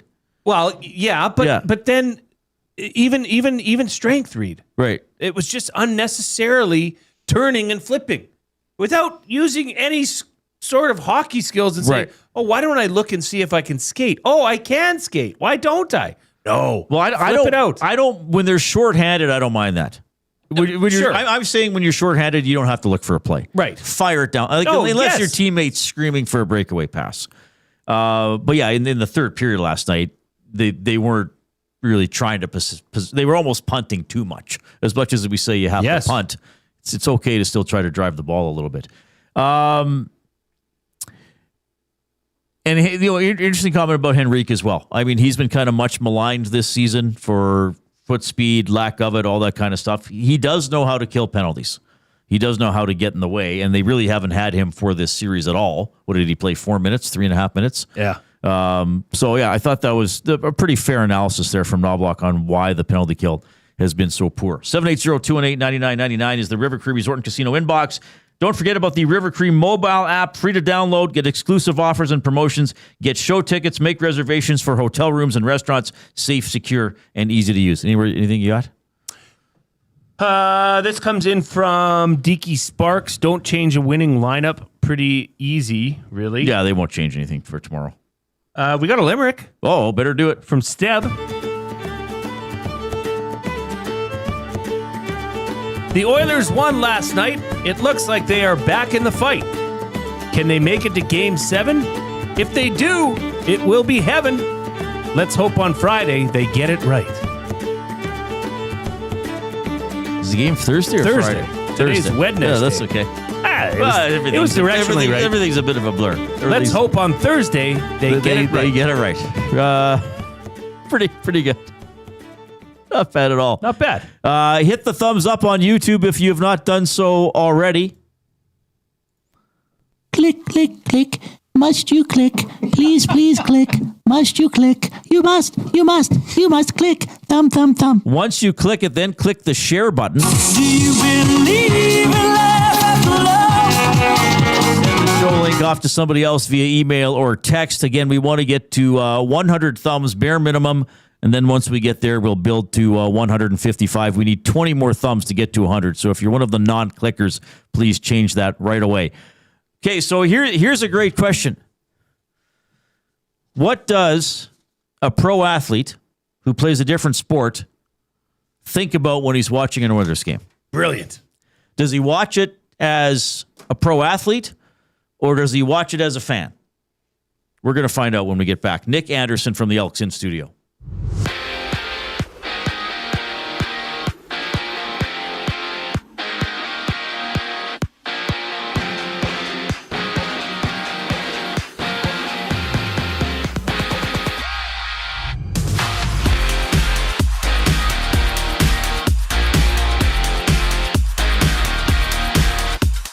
5 o'clock, the Lightning Habs go at it. That series now a best of 3. Yuri Slafkovsky good to go for Montreal after taking a big hit from Max Crozier in Game 4. 2 other games around the NHL. Golden Knights Mammoth out in Vegas. 8 o'clock puck drop, 2-2 series tie. We also see Pittsburgh down 3-2 looking to force a Game 7 with a win tonight against the Flyers. Meanwhile, Andrei Vasilevsky, Ilya Sorokin, Jeremy Swayman have all been named as Vezina Trophy finalists. The award is given to the league's top goaltender during the regular season and is voted on by general managers. Back in Edmonton, the Elks, they've selected kicker Jesus Gomez, 3rd overall, and defensive lineman Jeffrey Emba, 12th overall in the CFL Global Draft. To the hardwood, Raptors-Cavaliers matchup, 5:30. 2-2 series. Meanwhile, Detroit and Orlando tip off at 5, Magic leading 3-1. Also on tap, the Lakers look to close out the Rockets in Game 5 tonight. Over to baseball. Top of the 8th, just one game live. Cubs up 5-3 on the Padres. And a couple games about to get underway. Rockies warming up against the Red Sox, and it'll be the Cardinals and Pirates in action as well. This sports update is brought to you by Windsor Plywood Leduc, locally owned and operated, serving Leduc and surrounding areas since '93. They have doors, flooring, baseboards, and of course, they have plywood. Go see the knowledgeable staff today at Windsor Plywood Leduc. Elks LB Nick Anderson up next in studio with Reid Wilkins and Jay Milne. And I'm Zachary Kubish, and you're up to date. The Nielsen Show with Lieutenant Eric. Jamie McLennan. As much as Edmonton played well, I didn't think Anaheim's good players didn't have a good game last night. Dostel didn't have a great start. Obviously, he gets lifted. So Anaheim's going to be a lot better. And Edmonton can't just sit back and go, hey, we won a game on home ice. We can rest on that, and Anaheim's going to fold. If anything, they're going to see Anaheim's best game. The Nielsen Show with Lieutenant Eric. Weekday mornings 6 to 9. Only on Edmonton Sports Talk. Your clear choice for Edmonton sports. Hey Edmonton, did you know a local Play Alberta winner scored over $430,000 on Desert Fantasy? Think about the rec room you could build with that kind of cash. From major casino winners every hour to jackpots worth millions and hundreds of popular games to money that stays in the province, there has never been a better time to sign up for Play Alberta. Download the app today to get started with casino, sports, and lottery, all in one app. Must be 18 plus to play. When you gamble, use your game sense. When you cater with Royal Pizza, you're getting the same great pizzas, pastas, and salads you love, just bigger and built for a crowd. Perfect for teams, offices, or parties, Royal Pizza's catering brings real value around $10 per person. Delicious, high quality, and easy. If you like their pastas, you'll love their catering pastas even more. Visit royalpizza.ca or contact your local store for exact pricing and details. So come on home, Royal Pizza, still making it great. At Firehouse Subs, our subs are freshly toasted, stacked high, and crafted to satisfy. Each sub is piled high with premium meats, melty cheese, and toasted to perfection. Firehouse Subs brings bold flavor to every bite, all served on a freshly toasted roll. But we're not just feeding Edmonton, we're fueling it. Dig into the brisket hat trick, piled with slow-smoked brisket and melty cheese. Or go to the Firehouse Subs fan favorite, the Hook and Ladder. Made to order with smoked turkey, honey ham, and Monterey Jack cheese on a perfectly toasted roll. With 15 Firehouse Sub locations across Edmonton and the greater area, it's easy to grab a hot and hearty sub close to home. Firehouse Subs. Hot, hearty, made to satisfy. When gambling, set a budget before you play. Stay informed and visit GameSenseAB.ca to learn how. Remember, if you gamble, use your game sense. Since 1952, William Huff has been the heartbeat of Edmonton's advertising world. From humble beginnings to a citywide powerhouse, we've been the go-to for signage from print to design and installation. Partnering with Edmonton's top sports franchises and major events, we've helped shape the city's global reputation. Our secret? Unmatched customer service, decades of experience, and a passion for excellence we call the William Huff Advantage. Visit us online at williamhuff.com. All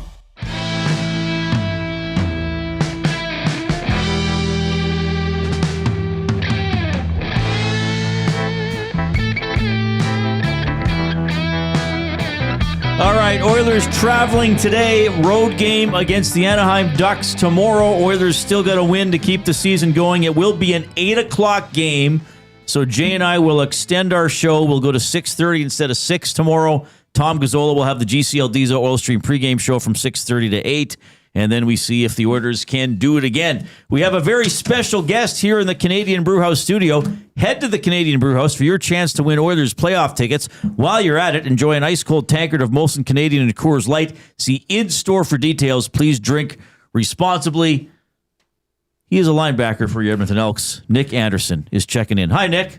Hi, how you doing? Doing great. Good to see you again. Yes, sir. Good to see you. Yeah, thanks a lot for coming in. So we always love talking to you. Specifically today, we're going to talk about a lot of stuff, but it is Goodwill Wednesday. Okay. We're all wearing stuff that we got at Goodwill. I got my Jesse Puljujärvi Bison King t-shirt. I know he was a little before your time. Okay. But tell us a little bit about your relationship with Goodwill. Most definitely. I mean, I didn't get this shirt from Goodwill. Shout out. You might, though. You probably could. Hey, shout out Tulane University, but I did donate a lot of Tulane gear that I had still left in my storage unit to Goodwill. So there is Tulane Green Wave gear. You can find Tulane Green Wave gear down in New Orleans at Goodwill. Oh. You can find it. Hey, worn by Nick Anderson too. Oh, that's that awesome. means something down there. Okay. But yeah, man, just, shout out to my marketing agent and Patrick for finding me such a good organization to work with and just, spend some time with and just get relationships with up here. It was my first, I would say, partnership that I've had since I've been here that's not under the lens of the Edmonton Elks, something more personal to myself. And it was amazing, man, to just be able to understand what goes into it, people's donations, because I was just like anybody else that thought, okay, well, if I have no use for something and it needs to go to better hands, and I could take it to Goodwill. But to see that effort that they put in into making sure that people that come to this country and people that come to Edmonton just have the resources, people all over North America really just having resources of things that they may need, making the transition from moving or just be less fortunate to make prize of something that somebody else doesn't need. It was very blessed to see, and then to know that they take a lot of people with disabilities to be their workers was pretty cool too, man. And just to go see the facilities and just find different things. It was nostalgic things from my childhood that I forgot about that I saw when I took a tour of the warehouse, man. But it's a phenomenal thing that they have going, and I'm supporting Goodwill 110%. Well, good for you for getting involved in the community here. And like you said, you're not just putting your name on it. Like you're going, you're meeting people, you're understanding the work that they do. So good for you. I mean, fans love to hear that. And we want to talk about, Elks in the community, Elks staying in Edmonton for all or most of the off season. But I mean, look, the headline is this game here last night. Oilers 4, Ducks 1. You've been okay. So what do you think last night? How are you feeling about the series? It was a great game, man. Just to come out and just see the Oilers be able to attack early, score a couple early goals, and just play with that tenacity in front of a very, very great home crowd. I always say Edmonton has the best fans, even when we're winning in Commonwealth, in which we intend to do a lot this year. The atmosphere is always better to play at. And so to just watch that and also hear it, because I don't live far from Rogers, it's just infectious, man. And I feel like they just came out and just played good old-fashioned Oiler hockey last night. Now, did you ever think that at some point in your life you would be able to answer a question about hockey in that much detail? No, I probably wouldn't have been able to answer a question about hockey a year ago. But hey, staying in the off season, you got to pick something up, man. And so I picked up watching the Oilers and rooting for them a little bit this off season. And you were saying off air, I got to ask you about this. You get a little bit frustrated with the club sometimes? I only get frustrated because I know their potential. And so as a professional athlete, I do understand that things happen. And also I understand that I can't do what they do on ice. Similar to say that they'll probably say they can't do what I do on the field. So I always give respect to the understanding that I don't have understanding when it comes to play the game of hockey. I can't even shoot a puck. I actually tried this offseason and it really didn't go well. But I just know that they're a championship team, like through in and throughout. They have been to the Stanley Cup the past 2 years I've been here. And even my first experience in Edmonton, just to see them playing in the Stanley Cup was amazing to see. And then also to see that last year, it's just they've set the bar high for fans. And so I understand when you set those expectations that you got to achieve them. And so fans get a little disappointed when they feel like, you aren't doing it. But I also understand the other side of the sword to where you're a professional athlete and every day is not going to be a perfect day. But I feel like yesterday was a great day to really show what they can do at home and what they can do in these playoffs. And I'm looking forward to what they do tomorrow night. Yeah, another big one tomorrow. As you've gotten to watch more hockey now, what do you like most about the sport? I would say the skill. I asked somebody when I first started trying to get into hockey, I was like, so who would be LeBron James? Because I feel like that's the general question that you would ask anybody. And they said you're in the best city because Connor McDavid would be the LeBron James. And so at that point, I actually went to a couple games, and I will honestly say watching it on TV doesn't do it as much justice as watching it in person. Like the way that they're able to move on the ice while also getting hit. There may be a fight, a punch is thrown on the other side of the ice, and you're trying to, hit a puck, and also being able to shout out to the team that's not too far from here. And we visited them a couple weeks ago. Thinking of Utah? No, like actually in Edmonton, it's a junior team that we visited a couple weeks ago. Oh, the Oil Kings. The Oil Kings. The Oil Kings, yeah. So we went out there to an Oil Kings game and watched one of the teams play out there. And then we were able to be on the ice and shoot a couple pucks. And so that made me have a little bit more respect. Oh, so that's when you... Yeah, that's when I was like, okay. Were you wearing skates? I was not wearing skates. Okay. I was just shooting, and I couldn't get one in. This kid beat me that probably has been playing since he was born. He's on 11. He beat me bad. But that just made me have a different respect for the guys when they're on the ice, man.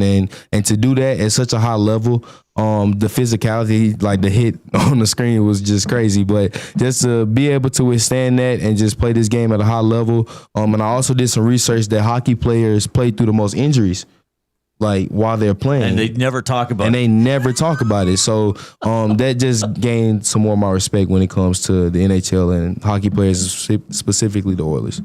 What do you think is the biggest similarity between the sport of hockey and the sport of football, especially watching it from a professional athlete's perspective? I would say physicality, and then for my position specifically, I would say change the direction. In fact, the injury that I sustained last year is a common hockey injury with my adductors, and that's just because they're always moving laterally, kind of like a linebacker. They're just on skates.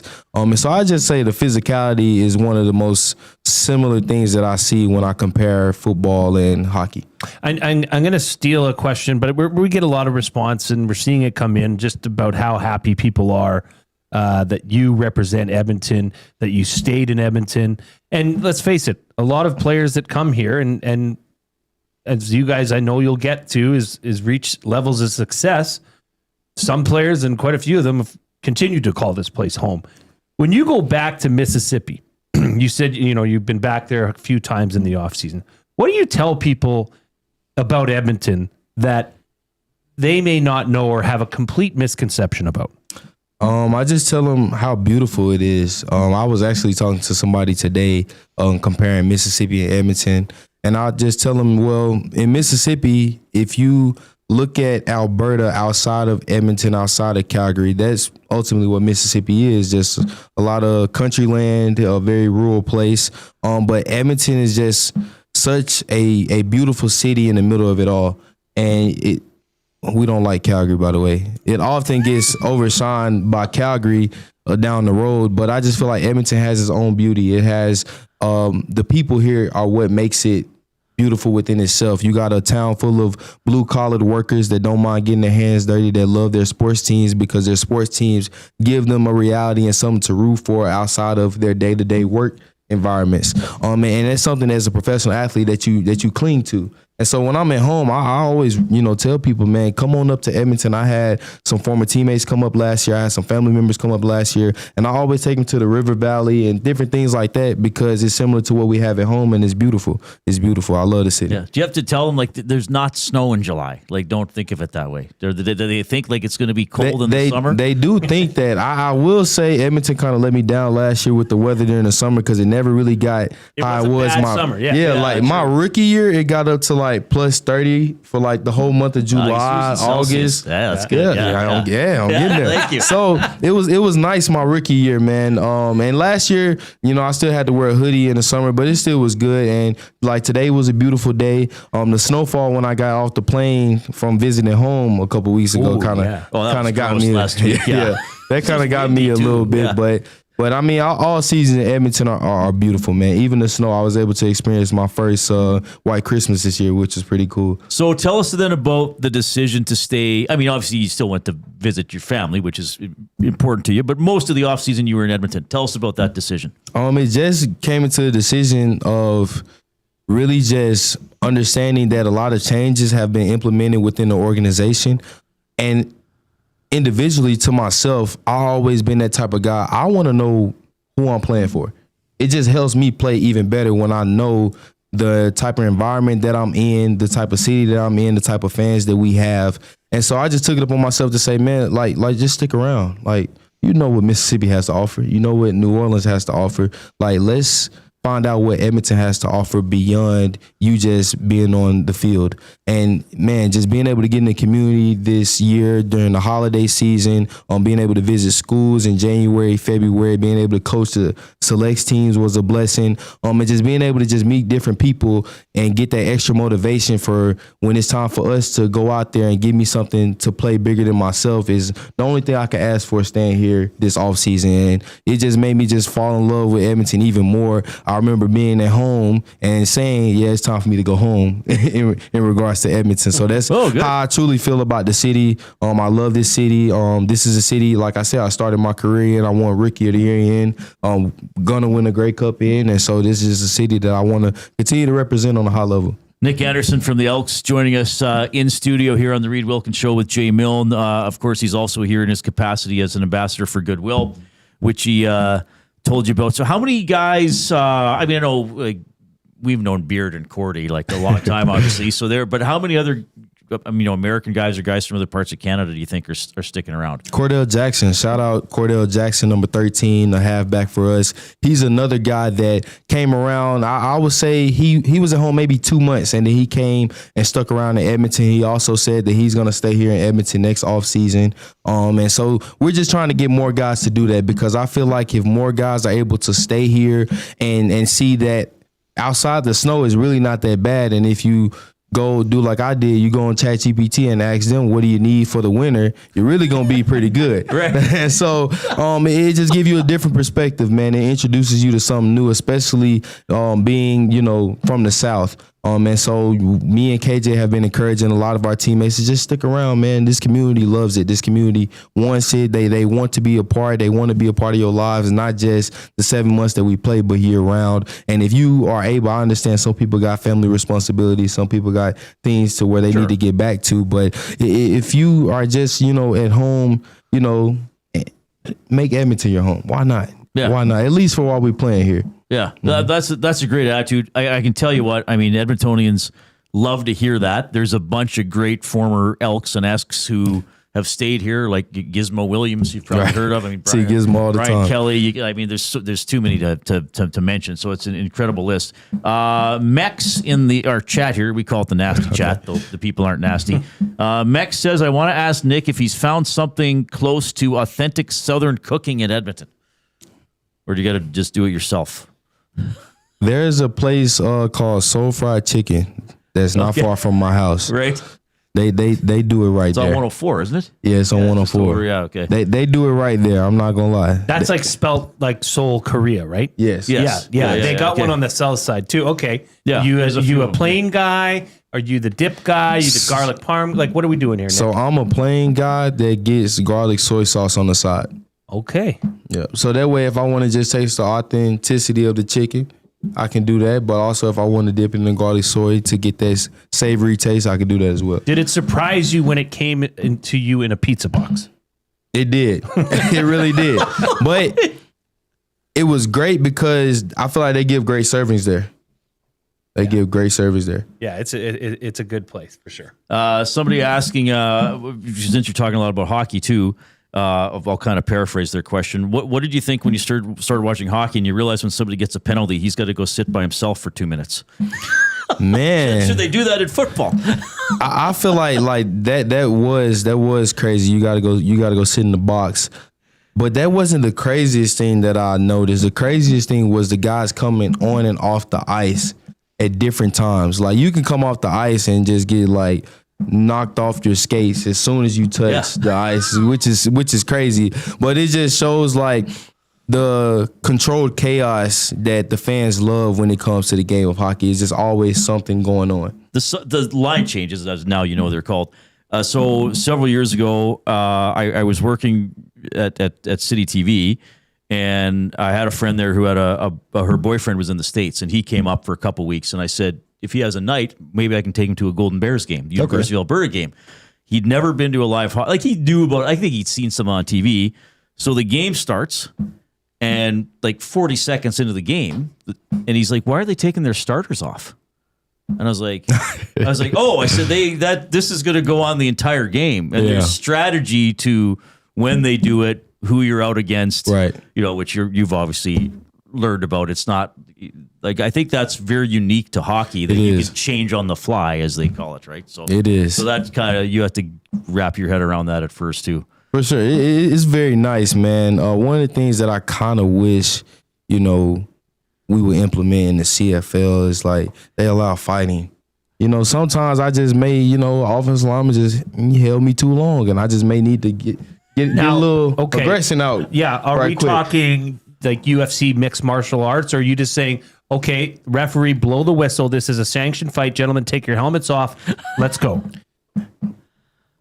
You can get away with a lot. I just feel like whatever the game goes, you just allow it. You got to go sit out for a couple plays, and you come back and you play the game.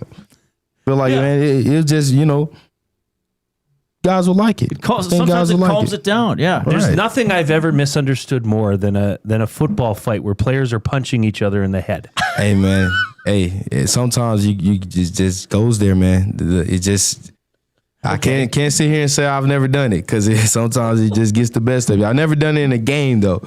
But practice, I've done it in practice. What about hoggy hunting? Have you ever taken up the sport of hoggy hunting? This is something I did. Jay played safety. I played safety for the Golden Bears. Okay. And specifically after a run play, just as it's ending, within the whistles, the ball carrier goes down, but some of those guys are hustling in after, and you come and clean their clocks out. I feel like you got to just to kind of assert that dominance, just to let them know you're there. You got to, especially early in the game. Mm-hmm. Early in the game, you got to do things like that for sure. Okay, we got to take a break. You got good for another segment? I'm good. Nick Anderson from the Elks is here. Fire Nick a question if you want. Sure. About the Elks, about his life, about being now an Oilers fan, whatever you want to throw at him, put it in the nasty chat.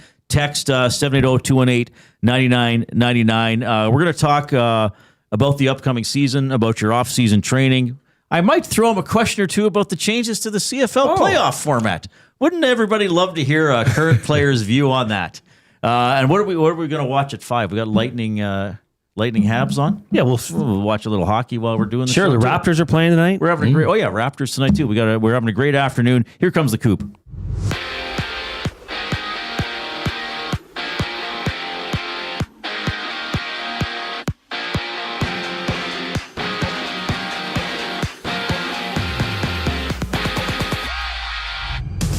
Top of the hour, 5 o'clock, Lightning Habs go at it. That series now a best of 3. Elliot Friedman reporting that Nick Paul is not taking warm-ups for the Lightning, and it's Yuri Slavkovsky good to go tonight for Montreal. He took a big hit in Game 4 for Max Crozier, but it's good enough to play tonight. 2 other games on tap. Golden Knights Mammoth hit the ice in Vegas. 8 o'clock puck drop for that 2-2 series. We'll also see Pittsburgh looking to force a Game 7 with a win tonight against the Flyers. Meanwhile, Andrei Vasilevsky, Ilya Sorokin, and Jeremy Swayman have all been named as Vezina Trophy finalists. The award is given to the league's top goaltender during the regular season and is voted on by general managers. Back in Edmonton, the Elks have selected kicker Jesus Gomez, 3rd overall in defensive lineman Jeffrey Mva, 12th overall in the CFL Global Draft. To the NBA, the Raptors-Cavaliers matchup 5:30 start. That series tied 2-2. Meanwhile, Detroit-Orlando tip-off at 5. The Magic leading 3-1. Also on tap, the Lakers look to close out the Rockets up 3-2 3-1, excuse me, entering Game 5 tonight. 3 games live in the majors, top of the 9th. Cubs up 5-4 on the Padres in 2 games top of the first. Both runless Cardinals battling the Pirates while the Rockies and Reds are going head-to-head. More with Nick Anderson on the other break here on the Reid Wilkins Show. I'm Zachary Kubish, keeping you up to date. The EST Hangout. And when you're any league trying to appeal to new fans, any league that's trying to be cool, I can't think of a better sport to look through than curling. And that's what they've done, is they've looked to curling, which all leagues should do. And look, I love curling. You shouldn't be looking to curling to make your league more exciting. That's a tough sell. The EST Hangout, presented by Sentinel Storage. Weekday mornings 9 to 11, only on Edmonton Sports Talk. Your clear choice for Edmonton sports. Moving to a new home sounds simple, but sometimes we can't move it until when? Life gets in the way. Whether you're downsizing or staging your house to sell, Sentinel Storage has affordable solutions at a store near you. Try 4 weeks free. Details at sentinelstorage.ca. Goodwill is one shopper, finding something I never knew I needed. A jacket, a deal, one donor, letting go of something so someone else can move forward. One program participant, learning, trying, building skills, building confidence, building a future. One purchase, one donation, one job, one choice. Goodwill is the power of one, the power of one, the power of one, the power of one. Goodwill Industries of Alberta. It all starts with one. Looking for quality building materials and friendly advice? Visit us at Windsor Plywood Leduc, family owned and locally run since 1993. From interior materials for doors, flooring, baseboards, and all the finishing touches to all you need for your outdoor projects like cedar lumber for decks and fences, plus all the plywood you'd need. Our full-time on-staff carpenter can help with anything odd-sized or custom, and from domestic hardwoods to exotic selections, we've got you covered. And if we don't have it, we'll track it down for you. Windsor Plywood Leduc. We're the experts you need to know. Hey Edmonton, did you know a local Play Alberta winner scored over $430,000 on Desert Fantasy? Think about the rec room you could build with that kind of cash. From major casino winners every hour to jackpots worth millions and hundreds of popular games to money that stays in the province, there has never been a better time to sign up for Play Alberta. Download the app today to get started with casino, sports, and lottery, all in one app. Must be 18 plus to play. When you gamble, use your game sense. Moving to a new home sounds simple, but sometimes we can't move it until when? Life gets in the way. Whether you're downsizing or staging your house to sell, Sentinel Storage has affordable solutions at a store near you. Try 4 weeks free. Details at sentinelstorage.ca.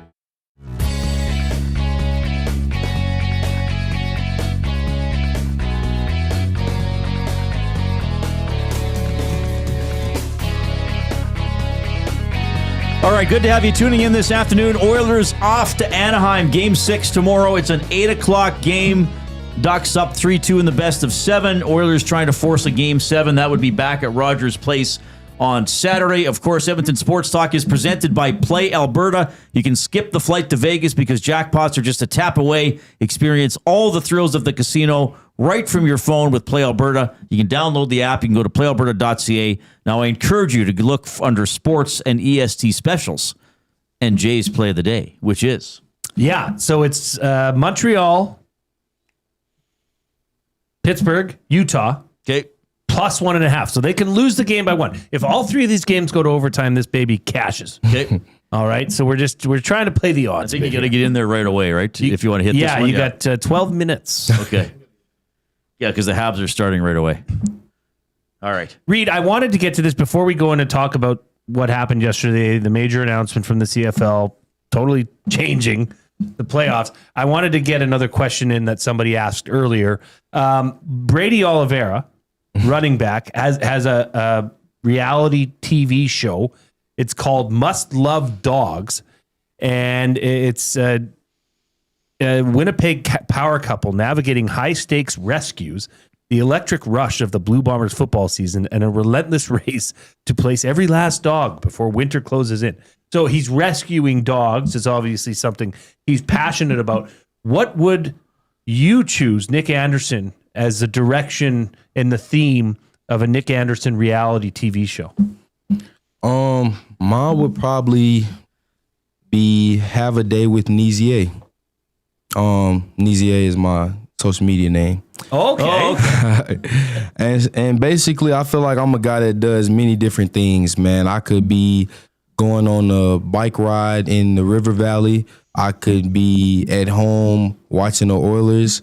I can be speaking at a school. I could be on a podcast. I can be playing football. I can be coaching football. So I just do a lot of different things. I like to call myself a jack of all trades. And so my reality show would just be different day in the lives with me, just having fun and getting to know people and see people. Nizier, spell that so people. This is your Instagram. NEEZY.A_ Nizier. Okay. Because I follow you on Twitter. I don't know if I have you on Instagram. I'm most active on Instagram. I got to get back active on Twitter, though. I got to do that. Okay. Nick Anderson from the Elks is here. He is an ambassador for Goodwill. He talks about the relationship that he had with them. Jay and I have the shirts we're wearing. We picked them up at Goodwill. Yes, if you're wondering on YouTube, I do have a Yessi Puljujärvi Bison King t-shirt. If you're on YouTube, click the thumbs up button if you haven't already. So in the off season here, what's a typical day like for you, or what's a good day of training for you here in the off season? Okay, so I say I get up about 7 o'clock, and then once I get up at 7 o'clock, I do whatever prayer, motivation, manifestation I need to do to just start my day and just start off, giving my, Lord and Savior Jesus Christ his time, and then after that, I have breakfast and take whatever supplements I need to take before my workout. And then I go, jump in the shower right quick, warm the body up because it was winter. Gotta warm the body up. And then I commute to the stadium. And then once I get to the stadium, I change and do my warm up. And then I go lift. I go run and then I go lift. And then after that, I actually was taking time to get in the film room with JC, AG, as they were making corrections from last season, to just kind of pick their brains and kind of see the way that they're made changes to the defense, so that way once training camp hit, I'm hitting the ground running. And then after that, after I meet with them, I go downstairs and kind of do recovery work, whether it's cold tub, ice tub, soft tissue, stretching, and then I shower, and then I go do whatever appearance I may need to do, or anything that the team needs me to do, or anything personally that I may need to do. And then I'm chilling for the rest of the day. All right. So, but you're the most of the morning you're doing. Yeah, most of the morning I'm going. You're pretty busy. Yes, sir. So, are you doing anything? I guess there's nothing contact related or like what am I looking for? Like scheme related or anything right now?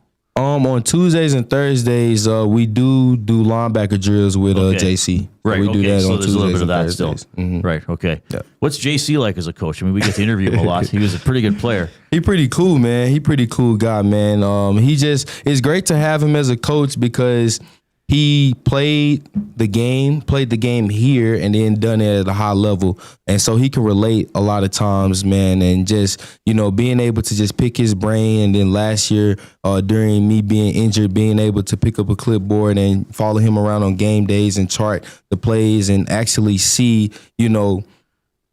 situationally what he likes to call, what does he like to do. I feel like it's helped me in his relationship so much. It just helped me as a player, being able to not only just have him coach me, but be able to just see the way that he sees the game, which I feel like will help me in my career.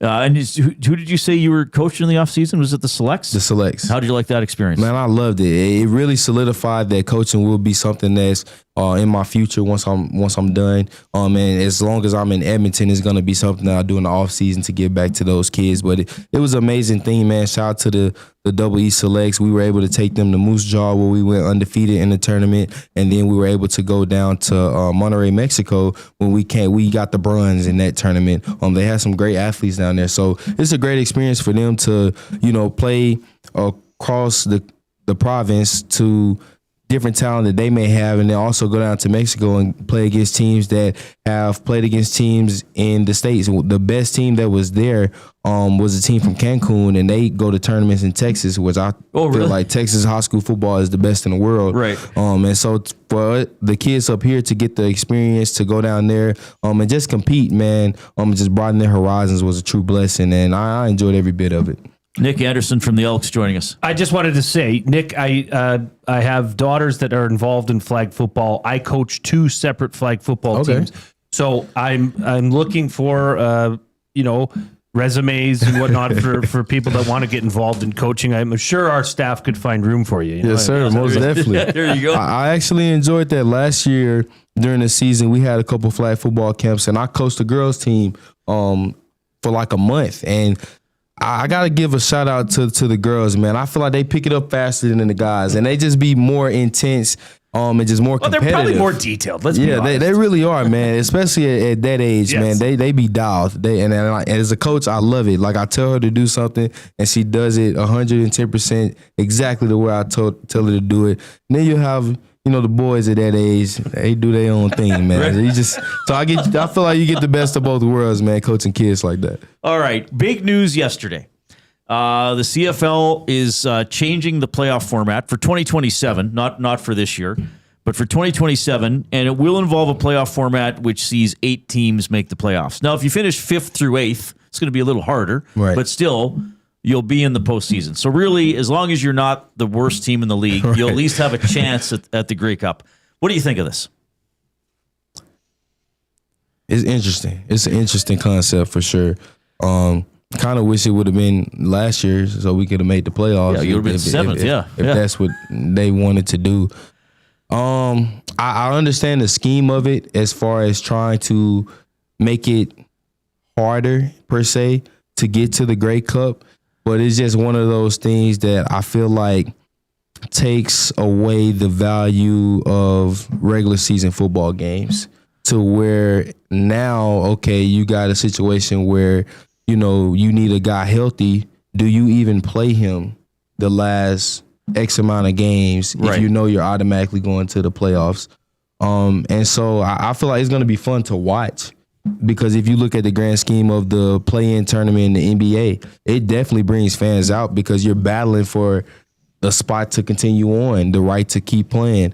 So I feel like the competitiveness that they're trying to acquire in making this change is going to be there. But overall, it's just going to kind of dim the regular season just a little bit, but we'll adapt and adjust. Yeah, I'm not a huge fan of it. I mean, I know once you get to the playoffs, the best team usually finds a way to win. Right. I just wonder, I think for a lot of people, it's just that elimination of only one team. I mean, if this was a 12-team league, then I might be like, hey, that's cool. Like, change it up a little bit.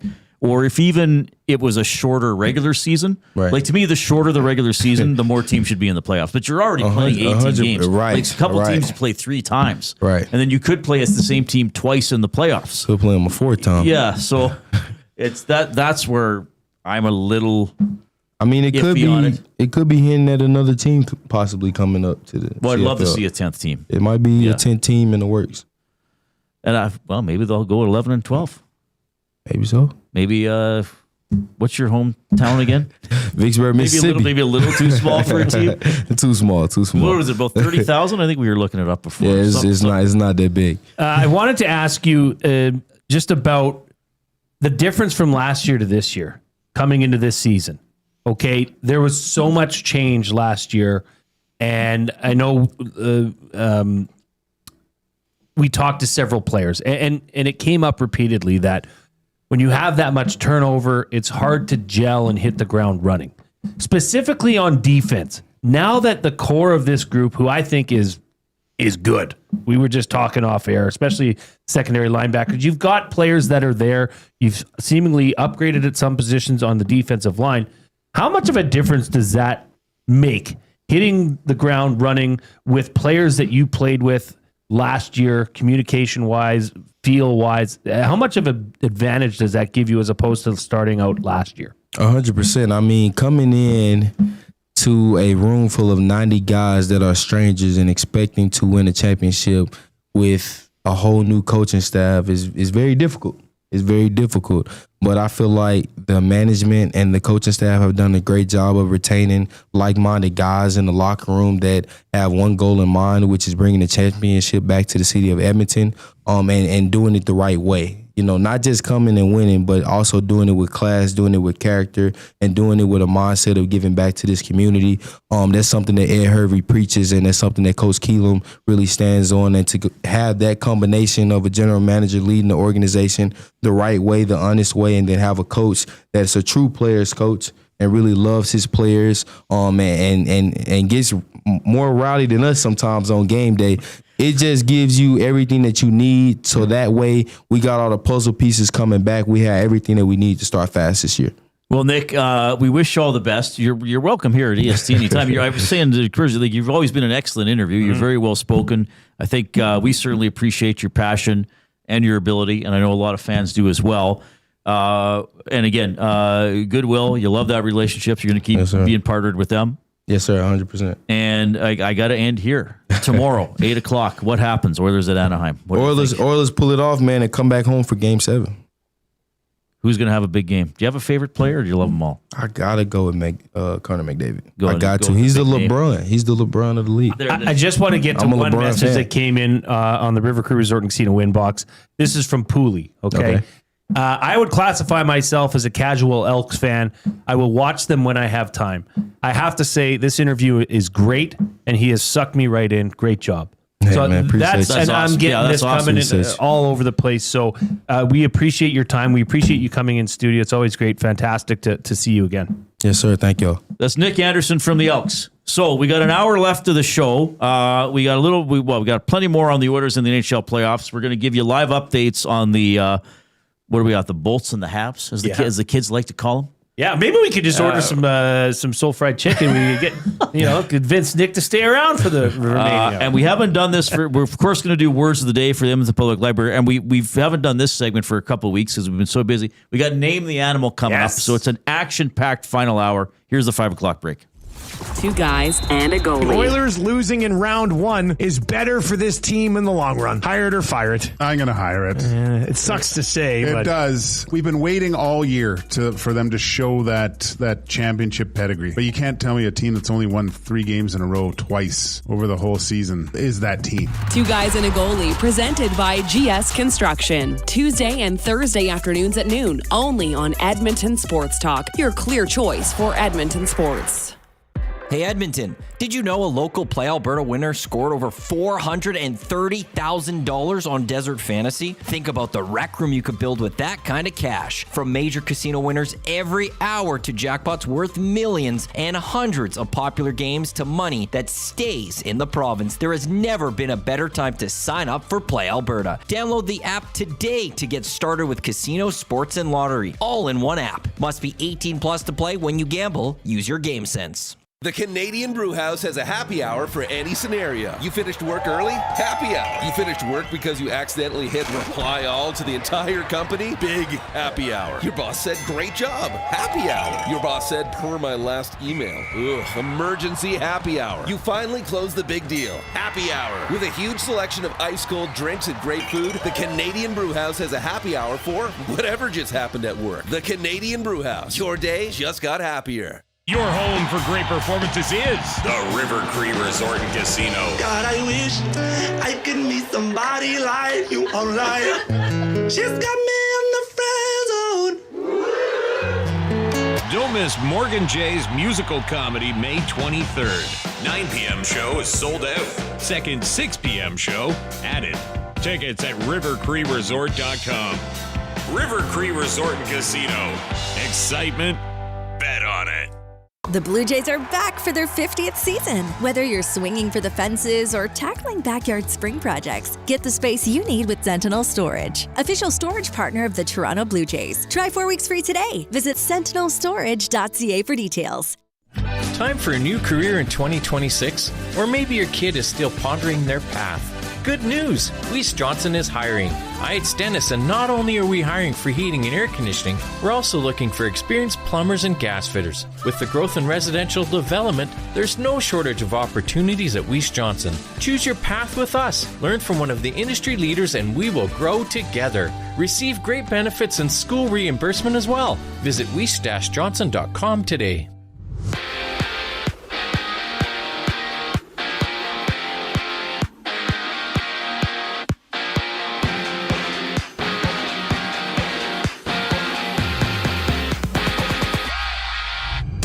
In just a moment, Tampa, Montreal face off. That series now a best of 3. Nick Paul not taking warm-ups with Connor Geekie and Oliver Bjorkstrand on the ice for the Lightning. 2 other games on tap. Golden Knights, Mammoth hit the ice in Vegas 2-2 series tie. We also have Pittsburgh looking to force a Game 7 with a win against the Flyers. Meanwhile, Andrei Vasilevsky, Ilya Sorokin, Jeremy Swayman have all been named Vezina Trophy finalists. The award is given to the league's top goaltender during the regular season and is voted on by the general managers. Back to E-Town, the Elks have selected a kicker Jesus Gomez, 3rd overall, and defensive lineman Jeffrey Emba, 12th overall in the CFL Global Draft. Over to the NBA Raptors-Cavaliers matchup, 5:30. That series tied to a side. Meanwhile, Detroit and Orlando are just about to get underway. Magic leading 3-1 in the series. Also on tap, the Lakers look to close out the Rockets in Game 5. And over to the majors, 2 games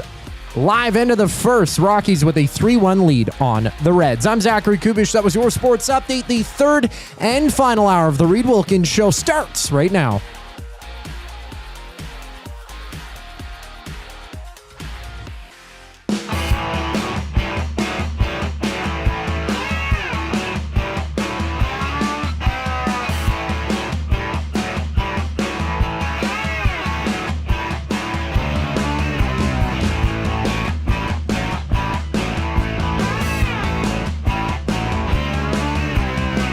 We're with you on a Goodwill Wednesday on the Reid Wilkins Show with Jason Milne. Goodwill Wednesday powered by Goodwill Industries of Alberta, Alberta's non-profit thrift stores and donation centers. Your donations empower Albertans with disabilities through the power of work and the dignity of a job. One purchase, one donation, one job, one choice. Goodwill is the power of one. Visit goodwill.ab.ca for more information. Jay and I and the Coob are wearing some clothing items we picked up at Goodwill. Yes, if you can't quite make it out on YouTube, this is a Jesse Puljujarvi Bison King t-shirt that I found at Goodwill. We just had Nick Anderson in studio for a couple of segments. Nick, of course, a linebacker for your Edmonton Elks, an ambassador with Goodwill. He's very involved with them. Jasmine in the Nasty Chest has great interview. Nick is super cool, great personality, and happy he is representing Edmonton. Happy to hear that, Jasmine. We really like talking to him. A lot of compliments coming in about Nick. Very well spoken. I mean, what do teams like around the world say about their athletes? They want athletes who are going to win on the field, court, or ice. Now, the Elks are working on that, but Nick has proven himself already, Rookie of the Year. They want people who are going to win with the media. Nick's a great interview, and you want people who are going to win in the community. Like that's there you go. If you went to most teams and say, who do you want? I mean, of course, you can get into the individual skills of whatever sport, but you want a guy who's going to win on your playing surface, win with the media, and win in the community. And that's a guy you want around a long time. Well, and just Reid, since the start of the inception of EST, how many Elks players have been through our studio numerous times? Nick's been here several times. Yep.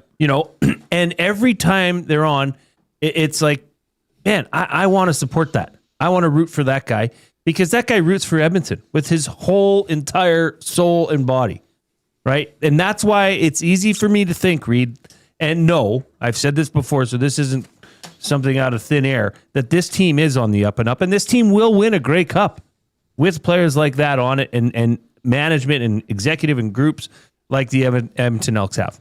You can text us at 780-218-9999. That is the River Cree Resort and Casino inbox. They have the Tap 25 happy hour, $5.25 drinks, all beers, including bottle, draft, import, domestic, select premium well highballs, and select premium wine served at Tap 25, Center Bar, Onyx, and on the casino floor. That's available Sunday to Thursday, 9 a.m. to 7 p.m., rivercreeresort.com. You can email Reid at edmontonsportstalk.com, Jay at edmontonsportstalk.com, and of course, you can post in the Nasty Chat on YouTube. If you are on YouTube, subscribe to EST if you haven't already, and click the thumbs up button. I think people got so into the Nick Anderson interview, they're forgetting to hit the thumbs up because we've kind of stalled in the high 90s, which is unusual for in the middle of playoff season in the National Hockey League. So let's quickly get over 100 here and then see if we can get to 100 and 55. Coob, can we revisit the off-topic topic? Now, this does have a visual. So if you're on iHeart or TuneIn, we'll explain it, or maybe you've popped it and seen it. It just came up. I still can't. I think, Jay, I have a bit of a mild addiction with board games. Yes. I try not to buy too many, but I was saying this, it's my hobby. It's like you might see somebody has a coworker. It's like, what are you looking up car parts for? Or what are you looking at drapes for? You know, hobbies. I like board games. I like to know what's out there. I like to know what's coming up. So I stumbled across this game a few weeks ago. It's called Winnie the Pooh Serious Detective. And on the cover for the game, like these are very, what's the word? Anthropomorphic, like very human, like even more so than the cartoon, very humanized versions of these animals. Yes. Almost too much so. So Piglet is interrogating Eeyore. And Eeyore looks like it's just all come crumbling down. He's seen something or he's done something. So it actually gets funnier the more you think about it. Oh, it's hilarious. Caption this photo is our off-topic topic for William Huff. What did you see? What's? I see dead people. That's what he looks like. Yeah, except they're not ghosts. They're actually like cut up bodies. Yeah. Eeyore walked into the wrong building at the wrong time. I just wanted to pick up a new end of my tail. And there were bodies everywhere. Oh no. I see dead asses. Oh no.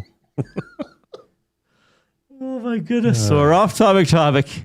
We have a donkey, right? We have a donkey. And the donkeys. Who? We do. Me. Oh, your family. I thought you meant at EST. No, well, Like, we have several. We have several at EST, but we actually have a donkey. It's the most beautiful animal. He's very happy-go-lucky young fella, and he's always happy. Eeyore is not serving the donkeys very well. Yeah. For people who are just seeing this for the first time, this is not the whole cover for the game. This is in the background, but it's once you see it, you can't look away. Jason LeDuc. It wasn't just another day in the 100-acre wood, was it? It's exactly like look at the what is happening?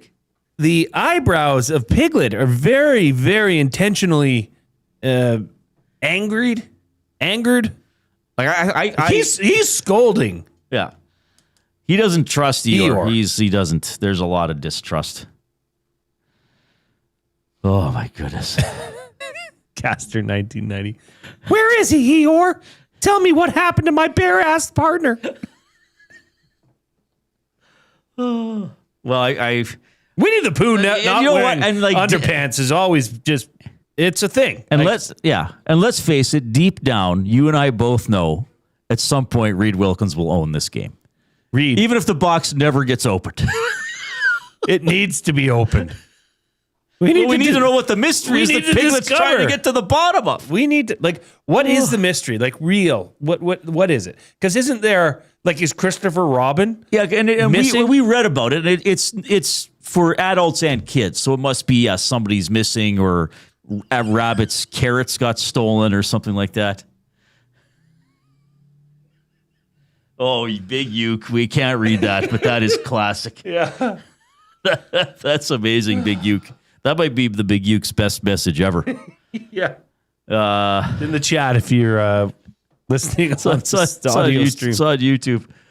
Oh, my goodness. What are we doing here? Continue to hit we are over 100 thumbs. Paul Stanley is happy. And, of course, we want to get to 100 and... All right. If you're new to the program, this is a normal show. Sorry. So don't be like, well, this must be one of these days they get all goofy. No, this is more or less standard. This is actually more focused than normal, to be honest. That's a good point. We did 40 minutes with one guest and we held it together. That's pretty good. Buying or selling is presented by Damon Bunting, a consistent top-producing realtor in the greater Edmonton area for over 18 years. He and his team would love to help you find that right home or make the move from your current home. Community-driven, he understands what it takes to make a difference in our city. Check him out, DamonBunting.com. Instagram handle, Damon Bunting. real estate. Buying or selling Jason Milne. The Pittsburgh Penguins will win in Philadelphia and rally from a 3-0 deficit to force Game 7. Well, I guess for your wager, you have to buy it. Well, no, you don't, because they could lose by a goal. No, I'm selling. I'm selling. I think Philadelphia is going to get back to basics, get back to their game, and put an end to this. Possibly tonight, but I think it'll be a highly contested game. That's why I did like the plus 1.5 for all these underdogs. Because, I mean, look, at these series have been very tight. I mean, Montreal, Tampa Bay 2-2, Utah, Vegas 2-2. Pittsburgh's made a series out of this. These are highly competitive games. And I will note, Reid, like when you're watching these games, just look at the intensity that was a bit foreign for most of the part. Like, you know what one of the favorite parts of last night's game was for me? When Zach Hyman came in after that, there was a bit of a skirmish in front of the net. And was it Paling that he just trucked? I think so, yeah. Because Washi got the other penalty, but Yes. I think it was Paling that he knocked over, yeah. Yeah, bring it on. Right. That's what, like, I think I texted you after. This is maybe this team is awoken. Because that's what you need in the playoffs. And I mean, the refs were they were matching up penalties all night. That's true. Buying or selling, Reid, was that the biggest, worst missed call of this series? Was that check from behind? Well, the hit from behind should be called. I complained about that with Tom yesterday. And I know people are going to say, well, Reid covers the Oilers, so he's only mad because an Oiler got hit. Well, it's in a game I was covering, so I'm more likely to notice it and talk about it. But I think in general, too many hits from behind are allowed. And one like that should be debatable. Like, I get it. Sometimes guys are battling around the boards, and it might be kind of that lacrosse cross-check where the defender puts his stick on the other guy's back and sort of doesn't follow through, but gives it a bit of a shove, and he might stumble. And it's like, okay, it's near the boards, but was it dangerous? I can get to a degree why those aren't called. But that hit, was it who was it? Was it Kreider on Draisaitl? A referee shouldn't even have to think about putting his arm up. No. And I mean, I even think Kreider jumped a little bit. And I know we have specifically some former WHL refs that listen to the show, which I appreciate. Sure. And they'll probably text me if they're like, wait a minute, Reid, you don't understand it. But I just think that's a hit from behind. That's quite frankly, even if that wasn't near the boards, that's kind of a dangerous hit. Well, and exactly. That's the part about it, that it wasn't necessarily, like, you wouldn't necessarily call that boarding, but that's just, I mean, what would the penalty have been given out for that? Be 2 minutes for boarding or charging, or not just hitting from behind. Yeah. Yeah. I mean, that's just, I don't know. I mean, I know Leon sold it a bit. Okay. Right. I don't think he was in danger, but when you see that in the super slow-mo that they showed, I mean, he's got to have a sore neck today. Yeah, and I know refs don't have the benefit of the replay. Gallagher on the board for the Habs, just over 2 minutes in, so a quick goal for Montreal. They've been pressuring them. 3 minutes in, sorry. They've been pressuring them since the puck drop. I bet you it's been 90% of the play has been in Tampa Bay's zone. That's a guy. It's been a great series. You know, you just... Yeah. You hate him when he's on the opposing team. But how does this start? Turnover in the neutral zone. Perry loses it. I think it was Newhook straight to the net with it. Well, straight to the net with it. The shot actually goes wide. What's Gallagher doing? Straight to the net. That's how it's the thing you're taught when you're 5 years old. Well, look and at you're a forward. Their Go to the net. Goal. Dostal cleans it or tries to clear it up the boards. Nuge grabs it, right, and instead of just rimming it around like we've seen so often, flutters it on net. Right. Hyman's there to just make a simple play, and it's in the back of the net. So here's my whole thing. That what the Oilers did in the first 11 minutes was awesome, because I've been saying it, and yes, I know the Oilers have their own issues, but Anaheim does too. Anaheim is not a great defensive team. I mean, even on that cross-seam pass, Bouchard to Podkolzin, that really shouldn't be available. I know the Oilers had good offensive players on the ice, and then we saw as the Oilers were relentless there in the opening minutes, the opening half period, Anaheim could not handle it. Yep. They could not handle it. I mean, they were hearing footsteps. I went back and watched a bunch of the first period last night after I got home, and Anaheim was like barely getting it out of the blue line, and the Oilers were coming back right in. So this is, I think for the first time, maybe since the first period of game one, which feels like ancient history now, the Oilers actually made Anaheim uncomfortable for an entire game. They made them uncomfortable early in the game by how they played, and then they made them uncomfortable because, as I was talking about earlier, they put Anaheim in a situation where they needed perfection even to force overtime. Sure. So Anaheim, for the first time, kind of left the rink going like, oh, man, like that we didn't really get anything that we wanted in that game. You know? So, because even game one, the Oilers won, but Anaheim left probably thinking like, we took a big punch from them after one period, and then we're leading after the second period. Well, sure. I mean, that was everybody was saying that was a perfect period, or probably the best first period the Oilers played all season. But Anaheim punched back last night. They weren't allowed to punch back, and not to the level that they have been, at least so in this series. Right. So that's where this law of averages. If the Oilers can take advantage of that and tighten it up like they've continued to do. I still think this series is far it's going to be really tough. I like a lot of the things Anaheim is doing, but I will acknowledge I'm not being totally negative about it because the Oilers did some good things. Have they planted a seed of doubt?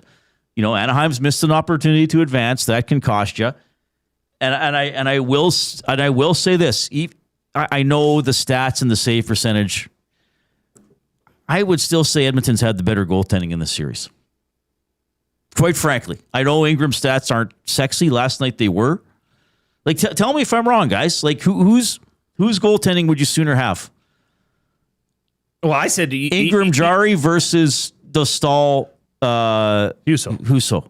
Just based on the 5 games in this series. If the shots are about even, I think Edmonton should win. If they can get the shots about even. Then you've answered your question because they're not. Right? If the Oilers are peppering Husso as much as Ingram or Jari was getting peppered, they're scoring more goals.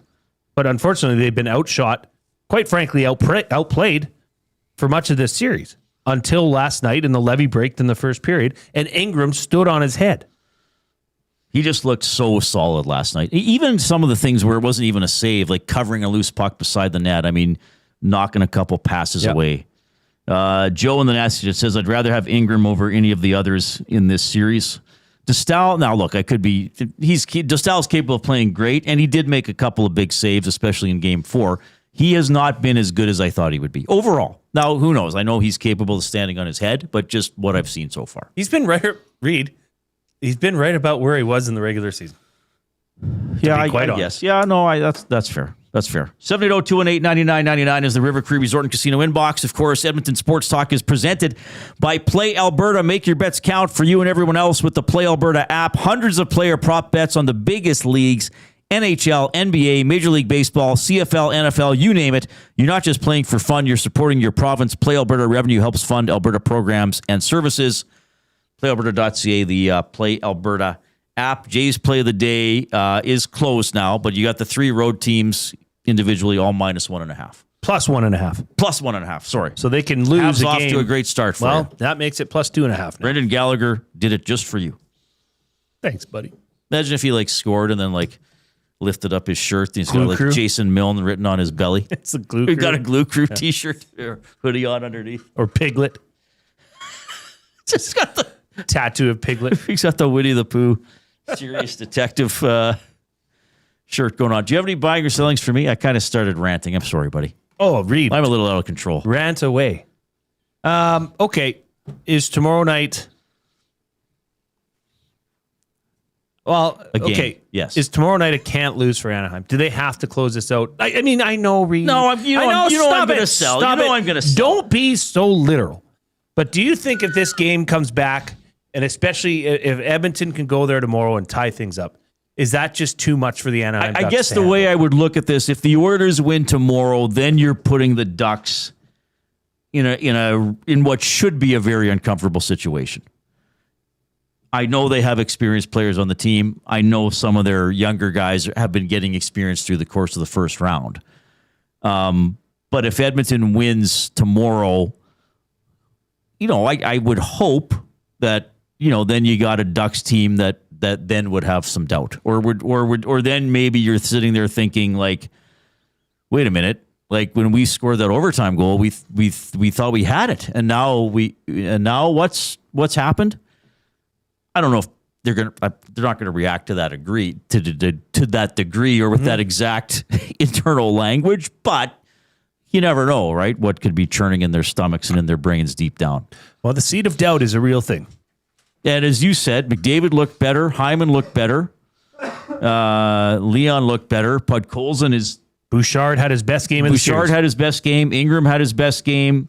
I thought Wallman had a really good... I thought all the Oilers defensemen played well. Like they worked hard and they did a pretty good job. Have you noticed... I brought this up a couple times, and I always want feedback from the audience because this is not something that I specifically count. But have you noticed specifically with Wallman, they are pressuring him to come out from behind the net on his backhand? Like to the right of Ingram or Jari?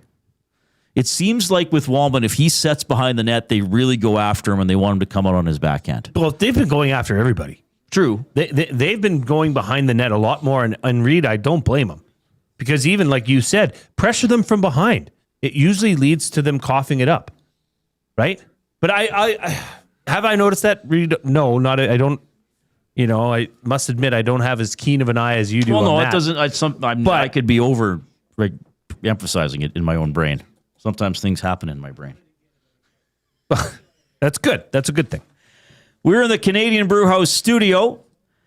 Arena energy, but no tickets required. Catch all the hockey playoff action live at the Canadian Brewhouse this playoff season. The Canadian Brewhouse, our house is your arena. So I ate the wing flavor of the month yesterday at the Ice House downtown before I went on the pregame show with Tom. The spicy sriracha maple bacon wings. They are delicious. I guess they're gone tomorrow, end of the month, but they'll, you know what? I know what the May flavor of the month is. I have it on this sheet. I can't say it yet. Oh, tease, Reid. It involves the word jalapeno. Oh, baby. What a tease indeed. I might get in trouble for saying that. I might get a call from the Grand Poobah at the Canadian Brewhouse. Pat? Higher up. Ooh. Yeah, really high up. I didn't know there was some ivory tower in Toronto. Well, actually, the Brewhouse started in Alberta, I believe. So, but anyway. They did. So anyway, I got to say, though, of course, wings, it's a great pub, hockey watching food. The gyoza, they're so good, Jay. They're so good. Then they had them a Taste of Edmonton. Mm-hmm. That'd be the Wilkins recommendation. Yeah, I'd have a lot of recommendations. For now, it's the gyoza. Then I'll get everybody to try it. I should prepare some gyoza here tomorrow. I make a homemade sauce. I wouldn't stop you. Yeah. 780-218-9999 River Cree Resort and Casino Inbox. 4-minute power play for the Habs. Already up 1-0. They are 7.5 minutes into the first period, and now the Lightning have taken a double minor. I didn't see the play. High sticking. Was that right? But I think the Habs got away with it. Oh, no, that's from earlier in the series. That's the one earlier in the series. They almost fooled me with the almost did. With the flashback. Not today. We're going to have Name the Animal coming up. I don't think it'll be Piglet grilling Eeyore. We're going to get fired up for Gemco. Words of the day for the Edmonton Public Library as well. If you haven't given us the thumbs up on YouTube, please do so. Let's at least approach 155 if we can't get there today. Here comes the Coop.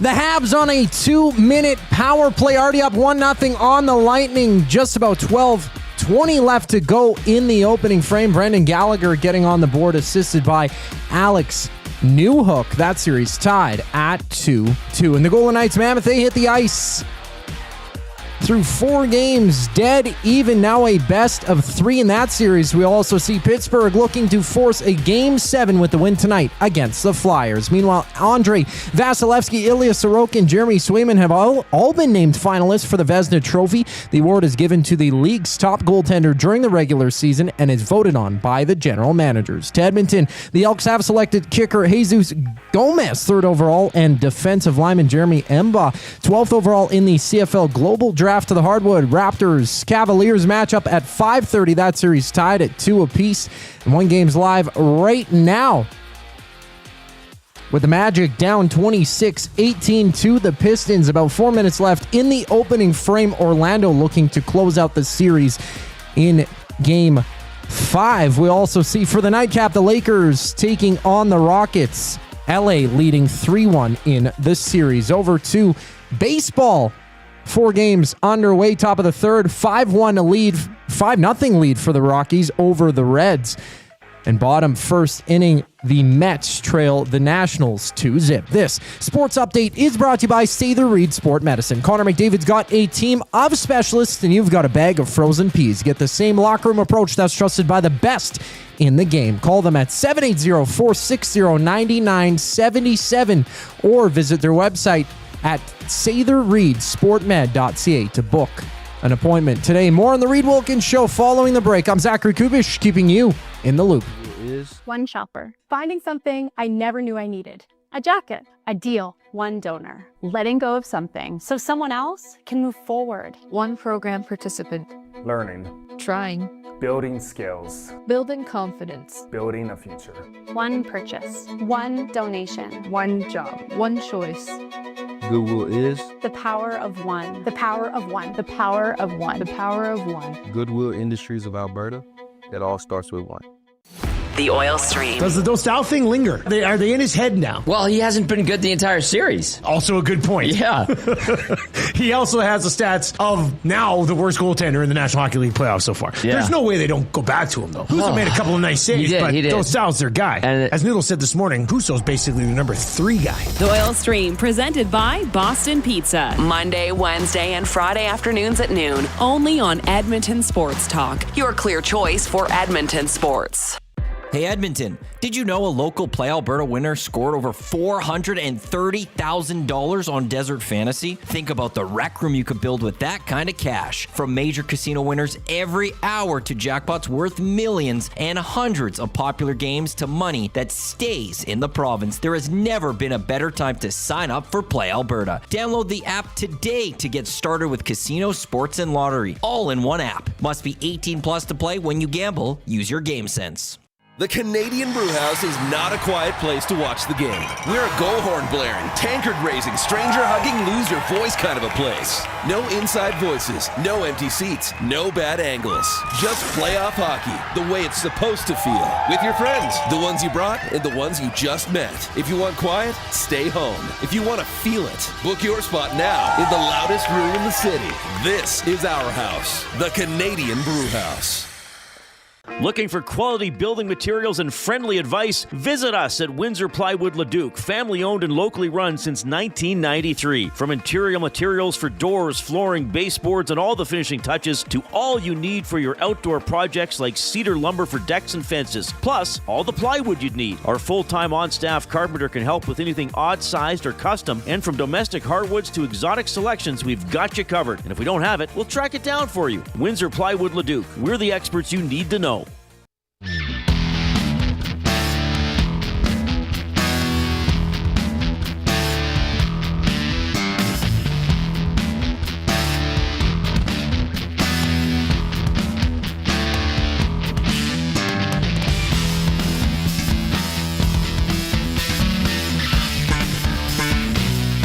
The Canadians failed to score on their double minor to Tampa on their double power play. That's not what it's called. On their 4-minute power play. I'm a little loopy today. Oh, well, 1-0 Canadians today. Good point. Yeah. 1-0 Canadians, 8 minutes left in the first period. I have received consent to announce the wing flavor of the month for May at the Canadian Brewhouse. I want to emphasize it is not yet May. On my sheet, it says do this from May 1st to May 30th. Actually, there's 31 days in May. So I've been giving you the April wing flavor of the month, which is delicious, the spicy sriracha maple bacon. But starting Friday, the wing flavor of the month, roasted jalapeno poblano. Wow. Poblano. Poblano. spicy, bold, and bursting with roasted pepper flavor. Now, if you ask for this today, they're going to say, where did you hear about this? They're going to say, we don't have that. You a medium? And you're going to say, psychic? May 1st. You say it'll be back May. Well, no, then you order the April flavor. And you say, I'm coming back May 1st. Spicy poblano. Roasted jalapeno poblano. Sounds delicious. Can't wait. All right. Thank you for the person who gave me that go-ahead. That person is a secret correspondent who must remain unnamed. All right, Oilers tomorrow in Anaheim. Got to fix that PK. I think a lot of it is not getting the clears, especially in Game 4 in Anaheim, where we numerous times get clears, didn't get down. Or if it did get down, just partially, so we didn't get changes. Now we're tired, and now we can't kill how we want. So I think a lot of it is confidence in making the plays, get the puck down, and getting new guys out there. Henrique, miss him. There's a lot to be said about that guy who takes that first face-off. That's a key face-off, how it starts. You lose it, you're defending. You win it, you get it down. They're out of sorts. They're trying to get sorted out with a breakout, get possession in the offensive zone. It'll be nice when we get him back. All right. Tomorrow night, 8 o'clock, Oilers and Ducks.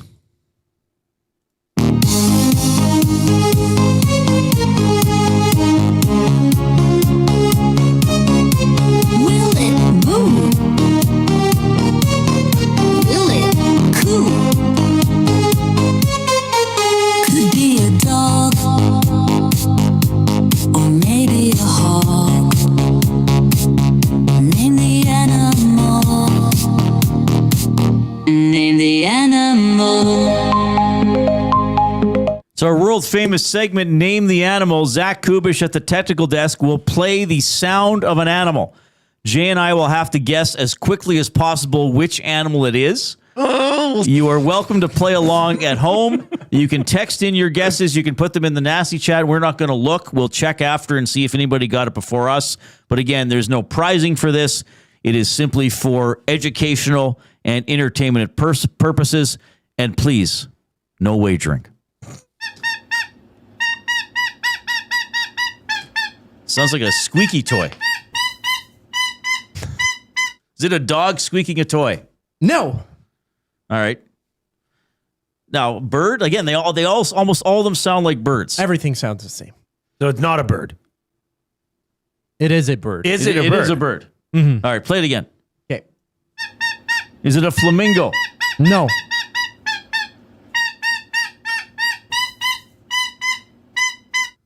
Is it a penguin? It is not a penguin. Is it a cold area bird? No, I don't think so. No. Is it a parrot? It is not a parrot. Is there a sports team in the NHL named after this? No, that would be a funny name though. Parakeet. Oh, no. So there's no pro sports team that we know of named after this that we know of.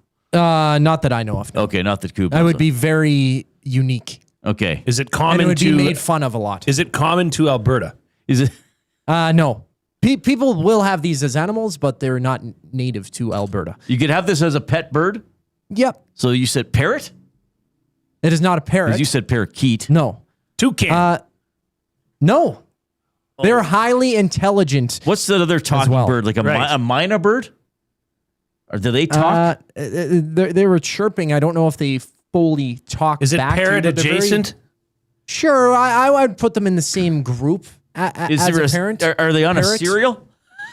No. Well, what's the other, what are the other varieties of parrots? What's other birds that are smart? These birds live up to 70 years. Jeez. Ostrich? Could live up to 70 years. Who would have an ostrich as a pet? They have prominent head crests as well. And they're very beautiful. At least to me. Did we say peacock? No, but it's a parrot adjacent looking thing. I know there's different names for these birds. Are they bigger than Coop the Corgi? A bit smaller. I wouldn't. Actually, they do speak. What's another word for parrot? They Reid? do speak? They can speak English? They can speak. What's 20 another to 30 words? breed of parrot? Do you teach them? What's in that family? Is it a parrot breed? Now I have to confirm. It's been a long time since I took ornithology or whatever the study of birds is. Parrot. Types of parrot. I guess it is a parrot. It is what a type, it says from it's this a type of graphic. parrot. Yes. So we got it. So we got half a point. Well, we want to try and guess the full? I mean, yeah, but you think we might need if it was the name more? of a, we need a So hint. it has some sort of head plumage. I know yes, what it is. It like was a in a very mohawk? famous movie called Rio as well. It was the villain in that movie, or one of the villains, I guess. It was a very Rio, evil. what? That's an animated movie about two parrots who fall in love. It's very But not beautiful. parrots, apparently. Apparently. And this was the villain? This was a villain. Most of them, when I imagine this in my what is head, this? It's a white bird, mainly white. I can see it. A I know. snowbird. Yeah, can look like a snowbird. An angel bird. Now, usually, you would the first half of the bird's name is another variant for rooster. Cockatoo. Oh, it's a There we cockatoo. go. Yeah, I should have got that. I knew. We must hang our heads in shame. No. No? No hanging of their heads in shame. No, I give you guys full points because you said it was a parrot. Let's look in the chat, see if anybody got it. Now, is it a cockatoo or a cockatiel? Cockatoo All is right. what it said. Oh, from Charlie what I said nabbed it. macaw. That's a good guess. That's Oh, a of good course, guess. Mex got it. Of course. Yeah, Of course, well, Max. Jeez. find you Gets some. everything. They'll find you some GCs to Blockbuster, Mex. Do another one. Okay. I actually love Mex. Well, I love most people. All right, here we go with the second name the animal. It's Grogu from the Grogu and the Mandalorian. No, I like the guess. This Alvin from Alvin and the Chipmunks? This is a real life animal. Is it a chipmunk? It is not a chipmunk. Is it a bird? It is not a bird. All right. They're native to Alberta. They are? Yeah, Play it again. I've seen them around here. Is it a? Is that a young version of this animal? From the video, I couldn't really tell. I didn't go and confirm. Sounds like it wants to. It is. Sounds like one of the sounds like one of the callers I used to get post game on Shed. It is in the middle of eating. It is trying to eat something. Is it a rodent? Yes. Mouse, No. raccoon, No. beaver. No. Porcupine. Yes. There it is. There we go. Domination. We're so hot.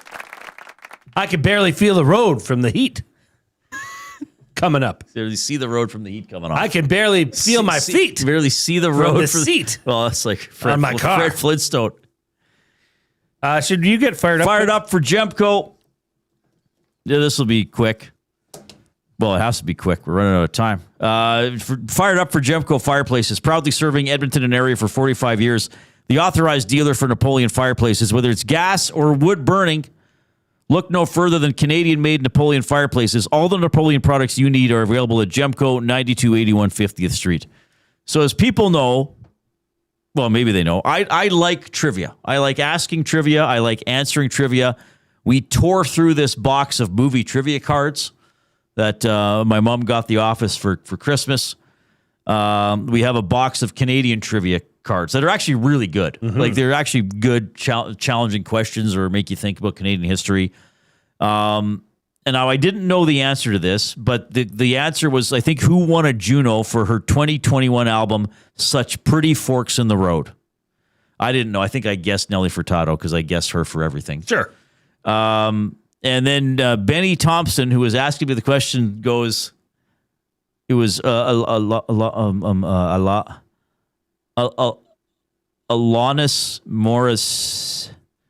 Morissette, and I was like, "Wait a minute, Benny, what are you talking about, buddy?" He's like, "Is that it?" I'm like, "Are you joking?" He's like, "No, who is this?" And I was like, "It's Alanis Morissette." And then I was like, "You ought to know." Benny Thompson doesn't know who Alanis is. That's surprising. Oh, Coob, how old are you guys again? He's older than I am, Reid. He's 23. I'm 22. And but is she not part of just something Canadians know about? I know Alanis Morissette. Yeah, it's ironic. Can't really. Is that one of her song titles? Isn't it? It sure is. I I don't know. just I know felt the like name. she would be big enough that in Canadian culture that even a younger Canadian, I mean, certainly, have you heard of Bryan Adams? Yeah. Do you think that Benny would have heard of Bryan Adams? Would that not be I'd sort hope of so. similar stature? Summer of Maybe 69? Bryan Adams is a little bigger, but he's also older. I was, my jaw was on the floor. I got a text From Benny? from someone close to the situation. Uh-oh. Nate the Builder, Yes. Benny's father. Is he upset with me? He said, so Benny just told me about Alanis Morissette. He couldn't even pronounce her name when I asked him what Reid was upset about. That's crazy. It I is feel, crazy. he adds, I feel shame as a father. There you go, Ben. Well, Ben, we love you. That's why we point out your deficiencies. I'm really getting old. Like I'm totally detached from what I think people should know. Yeah, it does suck. It does suck Yeah, when it you're does like, kinda suck. you don't know what that is, and then they're And like, then you realize, why would like, I? well, that was like 14 years before I was born. And I'm like, oh, okay, I guess fair point. I just thought he would have heard the name. You know, I thought once I would have said like Alanis Morissette, he would have been like, oh yeah, okay, I know that she was big at one point. Well, she still had a Juno winning album in Wouldn't it be ironic 2021 if Ben had one hand in his pocket? if it rains on his wedding day?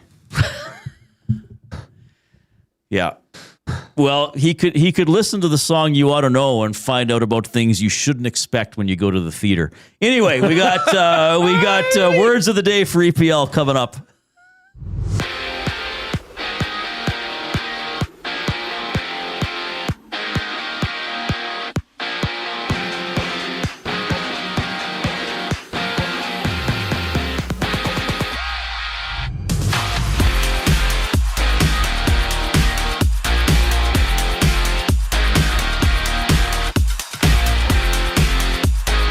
Minutes left in the first period. Canadians up 1-0 on the Lightning. 4-on-4 for just under 2 minutes. And on the board, Brendan Gallagher scoring for Montreal. They're looking to take a 3-2 series lead with the win tonight. And also underway, 3 minutes into action, Penguins Flyers, they're scoreless. Pittsburgh looking to push a Game 7 with a third straight win in the series tonight. 8 o'clock puck drop, Mammoth Golden Knights, that series tied at 2 apiece. And Andrei Vasilevsky, Ilya Sorokin, Jeremy Swayman have been named Vezina Trophy finalists. The award is given out to the league's top goaltender during the regular season, as voted on by the general managers. Back to E-Town, the Elks have selected kicker Jesus Gomez, 3rd overall, and defensive lineman Jeffrey Emba, 12th overall in the CFL Global Draft. Over to the NBA, it's the Raptors Cavaliers matching up right now. 2 minutes into action, Raptors up 8-4, 2-2 series tie Game 5 for that one. Also Game 5 between the Magic and Pistons. Early in the second, Pistons leading 43-29, looking to stave off elimination, down 3-1. For the nightcap, 8 o'clock, it's the Rockets and Lakers going at it. LA with another opportunity to close out the series in Game 5. Over to the majors. 5 games live midway through the second. Tigers, Braves tied 2 aside. We also have the Mets up 2-0, or down 2-0, against the Nationals, bottom second inning. This sports update is brought to you by the Ranch Golf Club. The Ranch Golf Club delivers premier conditions, top-notch service, and unmatched value every round. It's why they're Alberta's top choice for corporate golf events. Visit theranchgolf.com today to find out more. The final segment of the Reid Wilkins Show after the break. I'm Zachary Kubish, keeping you up to date. EST Afternoons. My ring's outside. My ring's outside. My ring's outside. I ain't hear no bell. I see 3 of them on the money line. Hit the one in the middle. You ain't so bad. You ain't so bad. You can't win. If I could change, and you can change, we all can change. EST Afternoons, weekday afternoons 1 to 3, only on Edmonton Sports Talk, your clear choice for Edmonton sports. At Firehouse Subs, our subs are freshly toasted, stacked high, and crafted to satisfy. Each sub is piled high with premium meats, melty cheese, and toasted to perfection. Firehouse Subs brings bold flavor to every bite, all served on a freshly toasted roll. But we're not just feeding Edmonton, we're fueling it. Dig into the brisket hat trick, piled with slow-smoked brisket and melty cheese. Or go to the Firehouse Subs fan favorite, the Hook and Ladder. Made to order with smoked turkey, honey ham, and Monterey Jack cheese on a perfectly toasted roll. With 15 Firehouse Sub locations across Edmonton and the greater area, it's easy to grab a hot and hearty sub close to home. Firehouse Subs. Hot, hearty, made to satisfy. Your home for great performances is the River Cree Resort and Casino. God, I wish I could meet somebody like you online. She's got me in the friend zone. Don't miss Morgan Jay's musical comedy May 23rd. 9 p.m. show is sold out. Second 6 p.m. show added.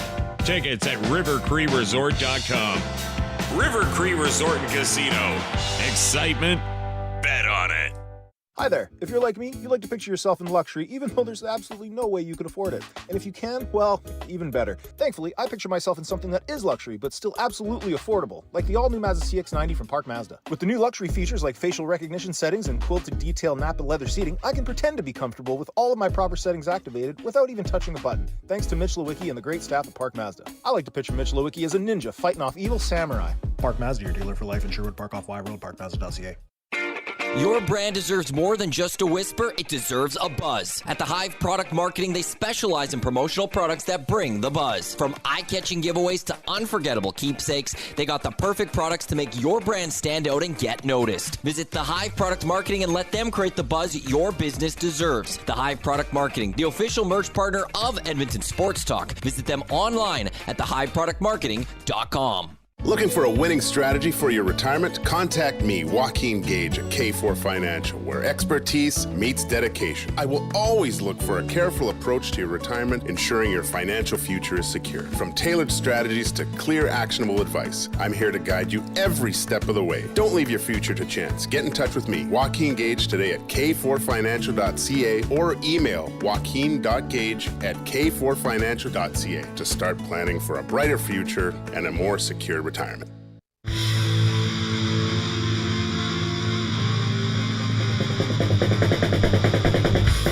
did you leave me so fast? You never gave me a helping chance. You'll fall out.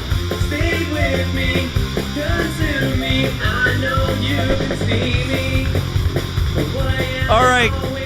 Hope you're having a great day. Canadians up 1-0 on the Bolts after the first period. Gallagher making his playoff debut for this season, getting the goal.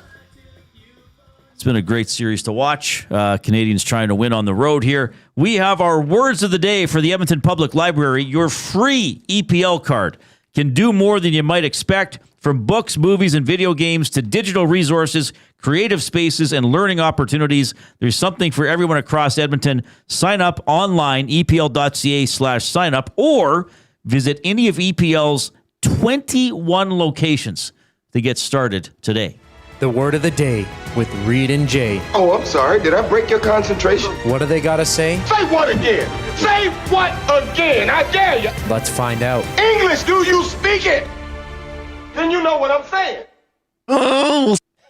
Okay, so as you know, yesterday we had words of the day submitted from Les Sweet, listener, as well as a Bootski. So I did one of each from them from yesterday. So we're going to finish off their words today. Okay. This first one is from Les Sweet. He did note that both the words he provided, yesterday was torpor. Yep. And today's word were both found in the library book he is currently reading. Well, that's outstanding. Very good. Les Sweet's first word of the day today, treacly. Treacly. I think that I've seen this word. I feel like recently. Okay, I'm going to take a stab at it. Well, I have no choice. I got to try. I can't just be like, pass. No spelling. Treacly. Treacly.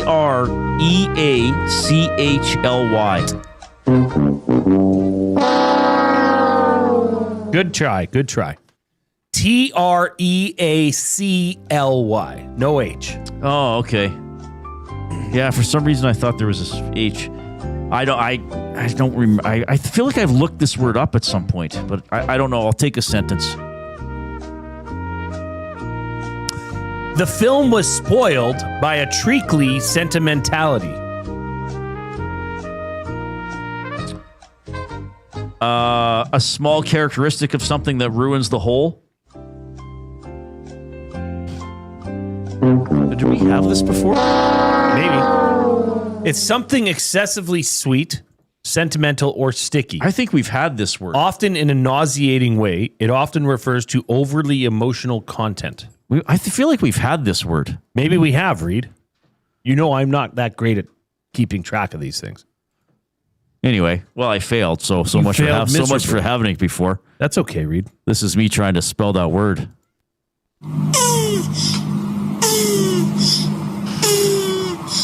Oh, that last one really I made one final effort.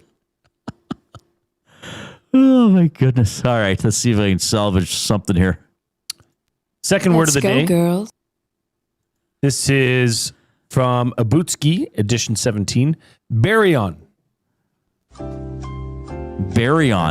Baryon. Holy. This is a noun.